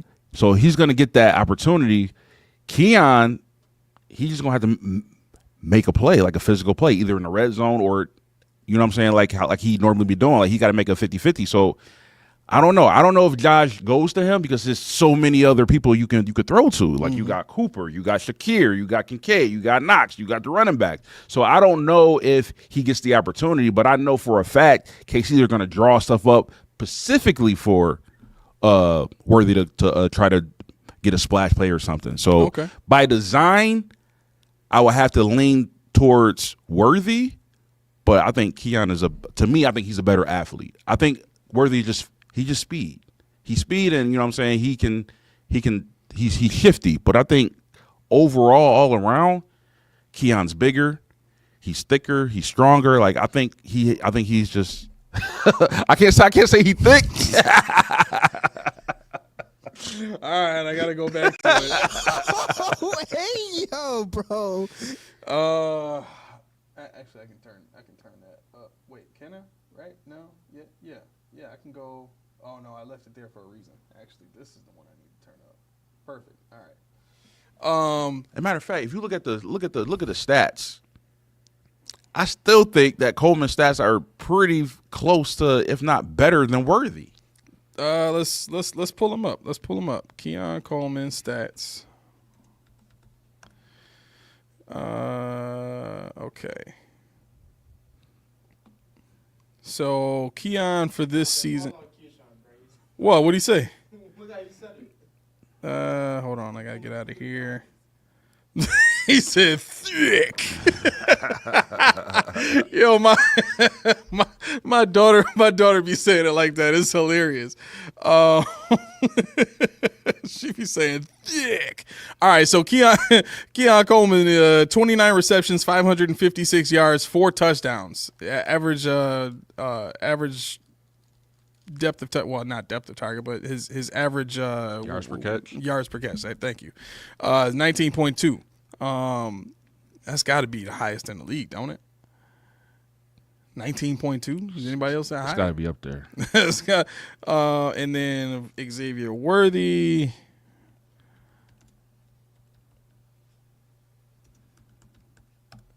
All right, so Xavier Worthy for the season. 59 catches, 638 yards. Yeah, not far off. Mind you, he played more games than Keon. 6 touchdowns, yeah. So Keon got how many? 4?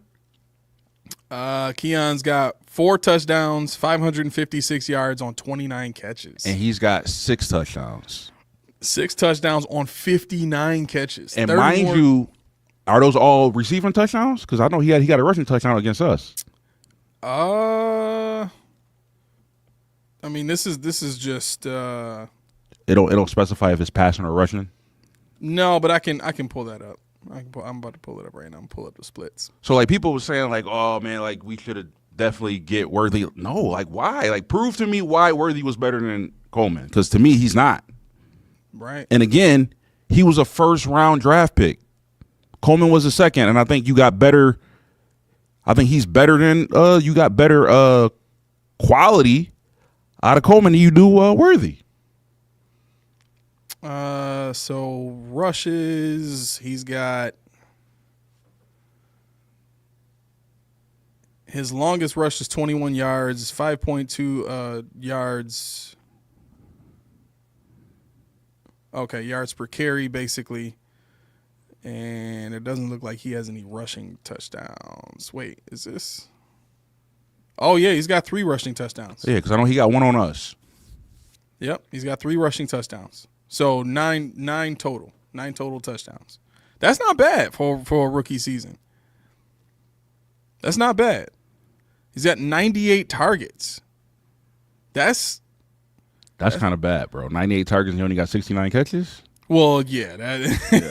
Success rate of 56.1%, or a catch percentage of 60.2%. That's kind of bad. That's kind of bad. But, again, I think, another part of that is Mahomes not really getting the ball there where it needs to be every time. Yeah. You still got to mesh with a new receiver.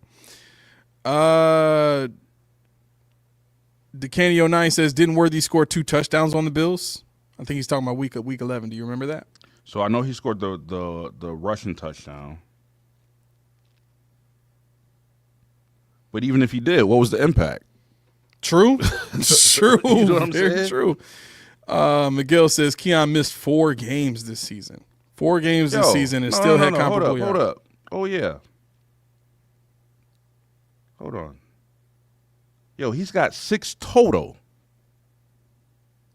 Rushing in and receiving? Yes. According to NFL, this say he got 16 games. He played 16 games, started 13. He's got This one says 6 total.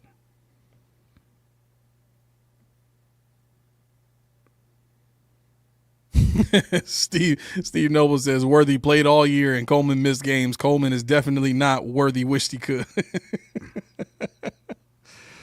So I don't know. If it's me, I'm still taking Coleman over Worthy. Key is saying 6 receiving. Oh, that's 6 receivers. See, this says total, but maybe it's just receiver total. Now, when you go on Pro Football Reference, they got the receiving and rushing stats kind of all in one line, but you have to see the sections there. Gotcha. Yep. So he's got 3 rushing and 6 receiving, so total of 9 altogether. But again, I mean, the targets and the touchdowns are young number 1 wide receiver Worthy. You know what I'm saying? Yeah. And I mean, just in terms of, that's right about what you would expect for a young number 1 receiver. Yeah. But the catch percentage is not. That's what I'm saying. Like, compare him to Ladd McConkey, Brian Thomas Jr., Malik Neighbors, because again, those are number 1 receivers, right? We already said Keon Coleman was not a number 1. You drafted Xavier Worthy to be a number 1, so to me, I think it's a miss. Yeah. Yardy says, get the likes up, people, to the VPNers hoovering up content. Shame on you, looking from behind the wall as well. The tube is leaking. Clever buggers stealing is frowned upon. Trump's is gonna get you. Okay. Key says Worthy has a higher catch percentage than Coleman. Really? Uh-oh. Yeah, he got 98 targets. Let's see. So Coleman's catch, Coleman's catch percentage is 50.9. And just to double check, Worthy's was 60.2. Listen, you could have kept that to yourself, Key. You could have kept that to yourself. You didn't need to make Keon Coleman look bad in this situation. We trying to help our boy. And you ain't helping our boy. No, but you keeping it real though. I appreciate that. MDL says Worthy was given more opportunities due to the injuries to Rice and Brown. Exactly. Yeah. Exactly. Yep. Like I said, when you draft a receiver that high, you expect them to step up. Mm-hmm. Some more stats on Mahomes. This year, Mahomes has been sacked the most times ever in his career. Ever. The next closest year was 2021, in which he was sacked 28 times. So his total for this season is 36. Dang. He was sacked 36 times. When you look at the game against the Texans are one of the best teams in the league in terms of getting pressure on opposing quarterbacks. And Mahomes didn't look comfortable at all, man. Nah. You know what I'm saying? It really, truly was him dancing around in the pocket, escaping really quick, and getting the ball to Kelsey. That was the whole entire game. And really, there were 3 of those instances that dictated the entire game. It was the first down to Kelsey, the long touchdown catch and run by Kelsey, and then the touchdown to Kelsey in the end zone when Mahomes kind of stepped up and scrambled a little bit and just threw the ball up and Kelsey was there to catch it. Yeah. Those were the 3 main plays of that game that told the whole story. Yeah. But again, we haven't seen those kind of plays happen to the Bills, and we actually haven't seen any of those kind of plays happen to the Bills this year at all. You know what I'm saying? The closest we got to that was the Ravens game. Fourth quarter when they threw that touchdown, it was again prevent defense. We're gonna make Lamar Jackson be a quarterback and beat us from the pocket. And we gave him time to do it, and he found a guy. That's on us. But again, the Ravens have a much better offensive line this year than the Chiefs. Yeah. So there won't be so much of that just, having all day to sit back there and throw. There's going to be some pressure on the dude. You know what I'm saying? So Lindsay says Mahomes is still on the injury report with that ankle. BS. What do you think about that? I think it's the same thing. Like, I don't know if does Josh still appear on for his first hand, because he was on there for a long time for that left hand. Yeah, I have it. I don't think he's fully 100%, but he's good enough to play. No, so he's not on the injury report at all. Christian Benford, Deion Dawkins, DeMar Hamlin, Taron Johnson, Dalton Kincaid, Cam Lewis, Connor McGovern, Matt Milano, Taylor Rapp, Greg Rousseau, Balin Spector is now on IR. Mm-hmm. I don't know why they have an IR designation, but he's questionable for the game. That's weird. And then Dorian Williams with an elbow. But Dorian Williams was full. Rousseau full. Taylor Rapp did not practice. He's out. So he's out. He's out for this game. They already marked him out. Yep. Matt Milano is limited, and then full Friday. So he's going to play. Cam Lewis, shoulder, all full. Dalton Kincaid, knee, all full. Taron Johnson, neck and shoulder, full, limited, and then full again today. So he'll play. DeMar Hamlin with the rib, all full. Deion Dawkins had an illness on Wednesday, didn't practice, and then 2 full practices, so he'll play. And then Christian Benford, limited, did not practice, so he's questionable for the game. But that's what worries me, man.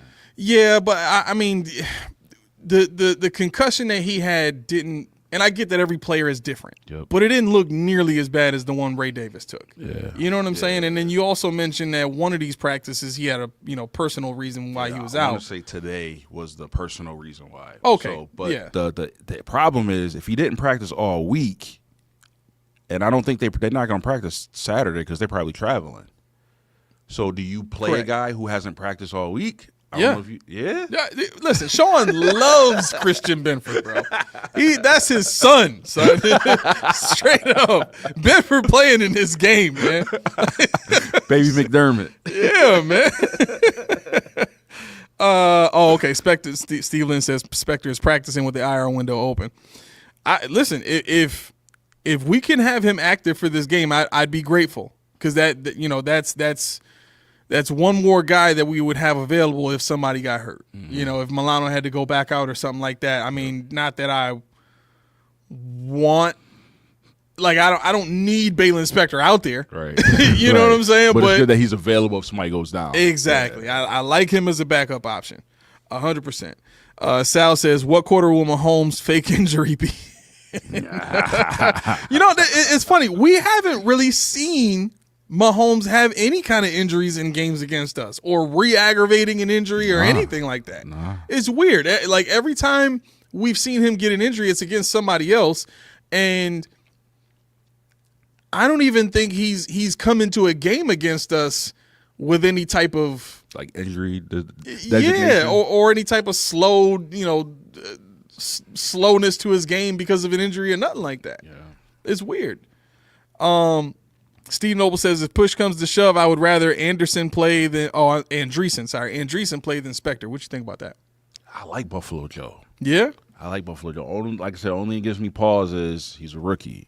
So, you know what I'm saying? That's the only thing giving me pause with the rookies is this is the playoffs. And, I'd rather have somebody who's been there before and know what to expect. Because, like I said, with that Ravens game, like, I think that had a lot to do with the mistakes that they made, the mental mistakes that they made. Because, like I said, the playoffs is a different animal, man. Yeah. Steve Lynn says, but to add Spector, we have to cut someone from active roster. Who you cutting? If I got to bring Balin Spector on, who am I sitting down? That's a tough one. Honestly. Do you, do they dress, what you call? What's his name? Ulafaccio? I don't think he's. Yeah, that's what Steve just said. He said Ulafaccio is my pick. Yeah, I mean, look, if that's what you got to do, fine. I'm cool with that. Let the rookie learn. Or one of them, or if Casey Toohill is active. Yeah, I was gonna say, who's the guy we just signed back that Key was talking about? Oh, Elianku? Yeah, Elianku. You go back and sit down, bro. You cut my dude again. The man will be like, why did I even get off the couch, man? I could have been back there watching my shows. Right. Yeah, so, all right. So, Key said, and that does nothing at all. He does dress. What? Sitting Ulafogio down? Keith said, "Kiss my bass, bro." 2 Hill, kiss my bass. This man is so mad anytime we talk about sitting 2 Hill. Listen, 2 Hill is a nice commodity, bro, but he's not an impact player on the team. You know what I'm saying? He's cool if somebody gets hurt. Right. I think he's a good depth piece, but like you said, he's not an impact player. Yeah. I mean, if anything, who's the other guy that we that we signed? We signed him a few games into the season. He came from the Cowboys, I think. Not Jordan Phillips, but there was another defensive tackle we signed. Another D tackle? Who am I thinking about? Lynn says if I never hear of Spectre again, it'll be too soon. Yeah, probably. He's one of those guys I wish he could have been better. Is it Jefferson? That sounds right. Quentin Jefferson? Yeah, Quentin Jefferson. That's the dude, right? I like that we got him back. He's a good player. Senke says, I just don't know if I trust Elam in this game. He's streaky. He is one of the guys that picked off Mahomes on a play that Mahomes didn't make a mistake in throwing. Yeah. You know what I mean? Like that says a lot. Like, yeah, okay, streaky in terms of penalties. Yeah. But yeah, I mean, that's the thing with Elam. Like, I like him because he's athletic. Like, he's got the speed, he's got the talent, he's got the ability. It's just I don't think he has the mental up here because he still makes plays. Like, you know what it is? What? If I was the coach, if I was Babbage, I would make Elam practice with his hands behind his back. Because he uses his hands too much. Get in space with your body, right? I think that's his problem. He relies too much on his hands. Yeah. So like they used to do this when I played for people who used to do that. Make him play with his hands behind his back, so that way he knows where to get his body in position, and then you use your hands as a secondary. I like that. Right, but I think that's Elam's problem is he's too handsy because he's relying on this instead of getting in the right position, and that's what happens. Like when I play wide receiver, like if I got you beat, the only thing you can do is get a hand on and grab. Right, you got to start grabbing. But if you're in the right position, you ain't really got to do that because you in the position. So now you can either tackle me or knock the ball loose, or like you can make a play on the ball. Right. But if I beat you, the only thing you could do is grab. Nathan Albert says Mr. Jones would like a word. Mr. Jones? Daquan Jones? Hopefully he's saying that to Ilianku. Like go to Ilianku and just be like, Mr. Jones would like a word with you. I think it has to do with your playing time. Key says he was a press corner in college. It was all hands. Yeah. I love the idea of forcing him, just a crash course in like, look, you got to do it without your hands now, bro. Right. Do it without your hands. Yep. What do you think?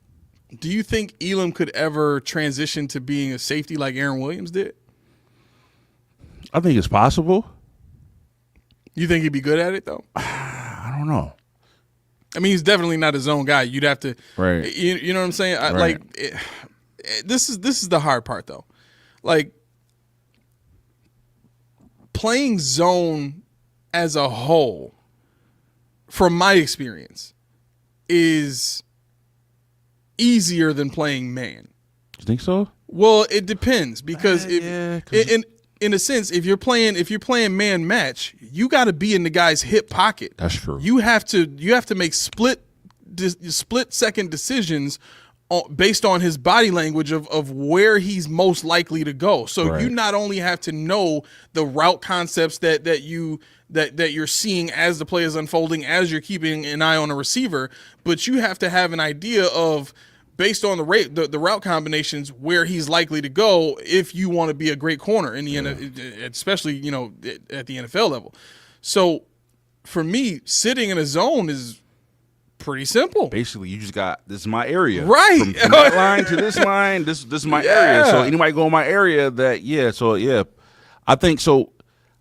Again, I never played defense, but my mentality is for man is, to me, is less thinking, is more following. right? Because it's more reaction. So basically, I'm just shadowing you. Well, yeah, Whatever if you're in trail technique, but absolutely. To your point, I think that's harder to do than just sitting in a spot in the area. Yep. Right? Because you got to be like, because another thing, you can get beat 1-on-1, barbecue chicken, right?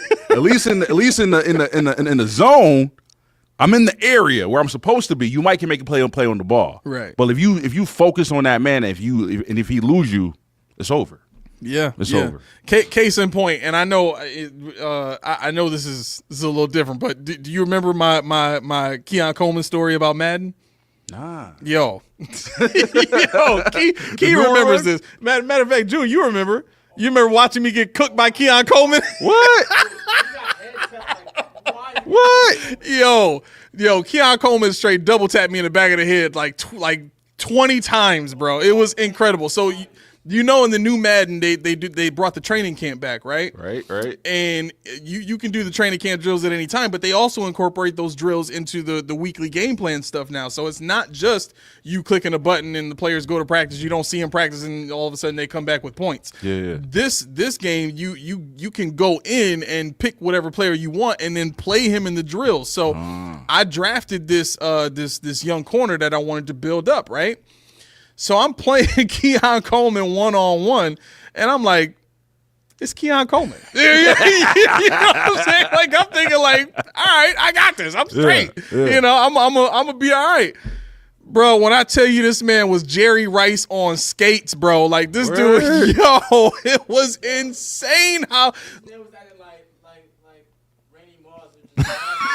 Yo, for real. If it wasn't him out physicaling me, pushing me off the line, catching over my head, it was him leaving me 5 yards over that way while he's catching the pass over here. Damn. Like, it was incredible how raw this dude is on the game. Yeah.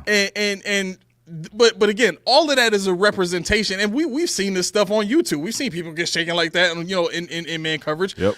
Those are the dangers when you have to play man match. Yeah. Right? Yeah.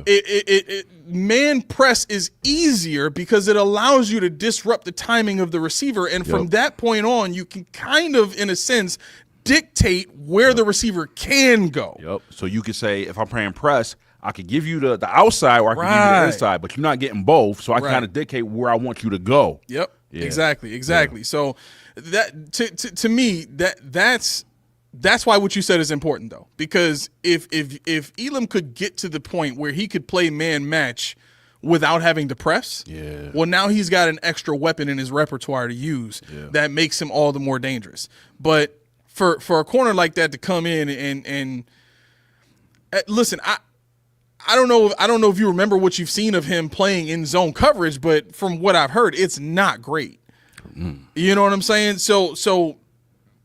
For what it's worth, it's him working in this defense just doesn't sound like it's ever going to work. If you don't have that down by year 4, I can understand the man coverage stuff and you being too aggressive, but if you don't have zone coverage down in this defense by year 4, it's over, man. I think I might be more comfortable with Jamarcus Ingram. Yeah, I agree with that.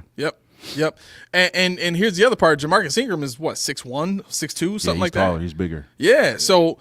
Listen, I don't know if you remember, the Bengals had Trey Flowers play Kelsey when they went to the Super Bowl. Trey Flowers is a 6'3" corner. He ain't thick, but he's 6'3". You know what I'm saying? I got away with it. Because even with Taron Johnson, he's a great nickel corner.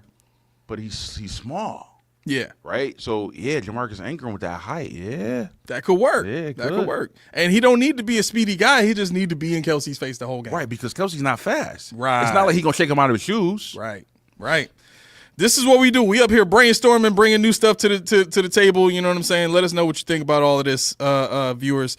Miguel says, I'd rather have Elam. You'd rather have Elam over Jamarcus Ingram? Miguel. I mean, to be fair. How dare you? To be fair, I like Elam's athleticism.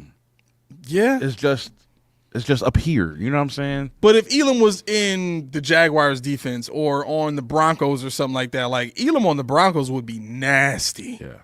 Because that defense and the way they play man, he would be nice there. Like that's one of the teams you gotta hope he doesn't go to. Like let him go to the Jaguars where they play man all the time over there. But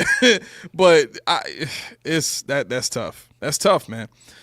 Key says, wait, Billy. Oh wait. What did Billy say? What did Billy say? Billy D. Billy D says that's called the grab. You talking about the handsy corner? Yep. Yep. Yeah. When you get beat by the wide receiver. Oh yeah. Yeah, because you said, Yep. Get back here. Yeah, man. I've been there. Matter of fact, the one time, remember the flag football league we was in? The one we played at the Salem Center? Yeah, the Salem joint. The one time I decided I was gonna get out and play corner, I had this dude that was about the same height as me. He wasn't faster than me, but he beat me off the line at that point because I was looking in the backfield. And so he beat me off the line. I'm used to playing safety, but I'm like I did this. I did the old grab. Like he had me. And here's the crazy part. Like he was their quarterback wasn't that great. But he also wasn't that great of a receiver either because as soon as he got past me, he had like maybe one step, maybe a half a step ahead of me.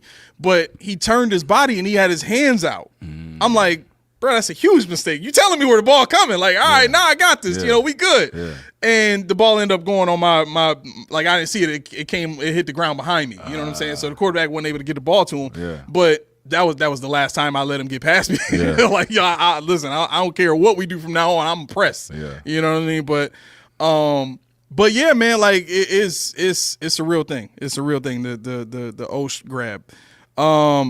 Steve says Elam did shut down Hopkins in Arizona and Tennessee. It was a few plays, but it was very good. Yeah. See, that's the hard part, man. Because I'm telling you, he knows what he's doing. Like he's good. Yeah. But yeah. Anything else you want to get to? Because it's 8:15. I don't know how much more time you have. Did we hit all the points? I think we hit everything. It feels like we hit a lot of good stuff. Yeah. Yeah, I got on the one. Oh, okay. So real quick, and we'll end it on this. Who's the most important Bill going into this game on Sunday? Not named Josh Allen. Let's just take him out of it. Terrell Bernard. Terrell Bernard, I like it. I need him, bro. Why? I need him. Yo, he's the one who got the pick on Kelsey and we played him here. Yeah. Remember he had that pick? Yep. The one to end the game, right? Yeah. I need him because because like I said, what my fear is I need him to like just either take care of Kelsey or make sure Mahomes don't run out. Or like I need him to be like poised. Like I need a big game for Terrell Bernard. Yeah. Okay. Nathan Oliver says number 4. Steve Noble says Von Miller. Lynn says Ed Oliver. Steve Lynn says Ed Oliver. Keith said Reese T.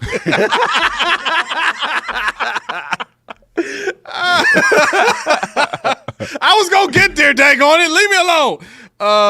Sal says Milano and Bernard both. Yeah, man. Yeah. That's like realistically, like that's I think what Bills fans are like having a calm about in this game.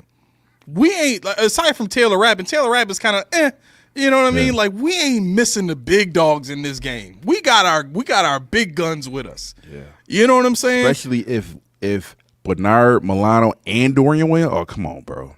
Yeah. That's our starting linebackers. I don't remember too many games where we have all of our starting linebackers play at one time. Right. Especially against the Chiefs. Yeah. So what's your score predictions? I actually think this is going to be a higher scoring game than people think because the Chiefs, and I'll read this stat real quick. The Chiefs passer rating as a whole is 90.6 in the regular season. In the playoffs so far, it's 96.9%. They're giving up 96.9% QBR. Dang. So, and you know, 96 is it's not 134. You know what I'm saying? But it's also not 50 either. Right. You know what I'm saying? So you're basically slightly above average at 96.9, which means teams are having good days against your pass defense, right? Their best guy is Trent McDuffie by the numbers, but the other kid that just came back, Watson, the kid Cook, like Cook is giving up, I think, over 100 QBR. Their safeties over 100 QBR. Dang. You know what I'm saying? So I think this is going to be a high-scoring game. I think the Bills are going to be able to score when they need to, and the Chiefs are going to force the Bills to continue to score. So we could be on the verge of another drag-out, knockdown, slobber knocker. Another 13 seconds game? Bruh, I think it might be. I mean, if you look at where the Bills' defense is pass defense-wise and look at where the Chiefs' defense pass defense-wise, I think the Bills are going to try to run game to get the run game going, but if it ain't working and we got to score points, man, it is what it is. We got to go. Yeah. So I think this game is going to be, I'm going to say 35-31. Ooh. Bills. Okay. I can't give KC over 30 because they haven't done it all season, so I don't think they're going to get over 30. I'll take even that. In the playoffs. Okay, all right. I'm going to go 30 Bills. And I'm going to go 24 Chiefs. You said 31-24? 30. 30-24. 30-24. Okay. 30-24. That sounds more realistic than my score. Because normally I only give people 10 points. Like, you don't get a touchdown in the field goal, but it's the Chiefs, right? Yeah. And it's an Arrowhead, and it's the conference championship. So I'll give them 3 touchdowns, and they got to have a Harrison Butker field goal. Yeah. What was the score in the last game when we beat them? It's 20. Yo, was it this? I know we had 30. Was it 30, 20, 21? Yeah, we beat them by 9. I think it was 30-21. Yeah, it was 30-21. Wow, look at that. All right. Yeah, I'll give them an extra field goal for the playoffs. Yeah, right. That's give all them you get. Extra field goal for the playoffs. All right. Listen. The only thing that makes this game that much better on a Sunday would be a tall glass bottle of some Reese's tea. That's 70. And I can't stress enough how much this tea is changed my life, bro. Like I cannot drink any other. I used to be a Pure Leaf dude. Ooh. And then I graduated from Pure Leaf to Golden Peak. Okay. Or Gold Peak, whatever it is. Yep. They got a mix, like a iced tea lemonade mix that they do that's really good. Yep. But man, once I tasted that Reese's tea, I'm like, bro, this just I haven't had tea since the last time I had Reese's tea. Yeah. I just won't do it. Right? I'm so serious. Listen. If it ain't Reese's, I don't want it. If it ain't Reese's, I don't want it. Straight up, the best tasting tea in town. So if you haven't gotten yourself some by now, what are you waiting for? The link is in the description of this video. Click that bad boy, get you some, and then taste the feeling that I'm feeling right now when I'm talking about this tea. We could be sharing this right now while I'm talking, you drinking it and putting your glass bottle in the air like, you was right. That could be you. Anyway, let me get this music going here real quick. I haven't seen OLI in a minute. Man, changed his work schedule. Now we never see him. All right, got this bad boy down there. And here we go. All right, if you're hearing that music, that means it's time for us to get out of here. Hopefully you enjoyed the show. I know Yardy was on me a little bit about my timing. I'll work on that, bro. I got you. I don't want to be like anybody else. So if I'm being like Rico, I'm going to get away from that. I want to be me, right? With that said, please please subscribe, hit that bell, make that thing ring-a-ling-a-lang. Yes, we both took it for key. I love it. And look, notifications are a big deal for us because we got so much stuff in the works. It's not even funny. We trying to take this thing to a much bigger scale than where it is right now. Okay, memberships are coming. They're gonna sneak up on you. Make sure you're ready for those when they come. It's going to be a lot of good things available for you, including discounts on our merch store. That merch store is the Triple P store. The link is in the description of this video as well, and every other video for the last couple of weeks. So click the link. That'll take you right over to our store. If there's something you like there and you want to wait until the memberships come out so you can get that discount, I promise you the discount is going to be worth it. Make sure you look out for that, okay? Look, next episode is going to be back live Monday, 6 p.m. Eastern Standard Time, so make sure you check us out on that. For any Chiefs fans that are in here, y'all welcome to come back. Really appreciate y'all watching and hanging out with us. You guys, whether you think so or not, have been much better than the Ravens fans were last week, even though you kind of, poked at us a little bit. But trust me, it's still better than what we dealt with last week. So with that said, this has been the Post Podium Podcast, home of the all truth, no sodium takes. I have been your co-host, Aramis. Your boy, Melly Mack. And we are out of here. Peace.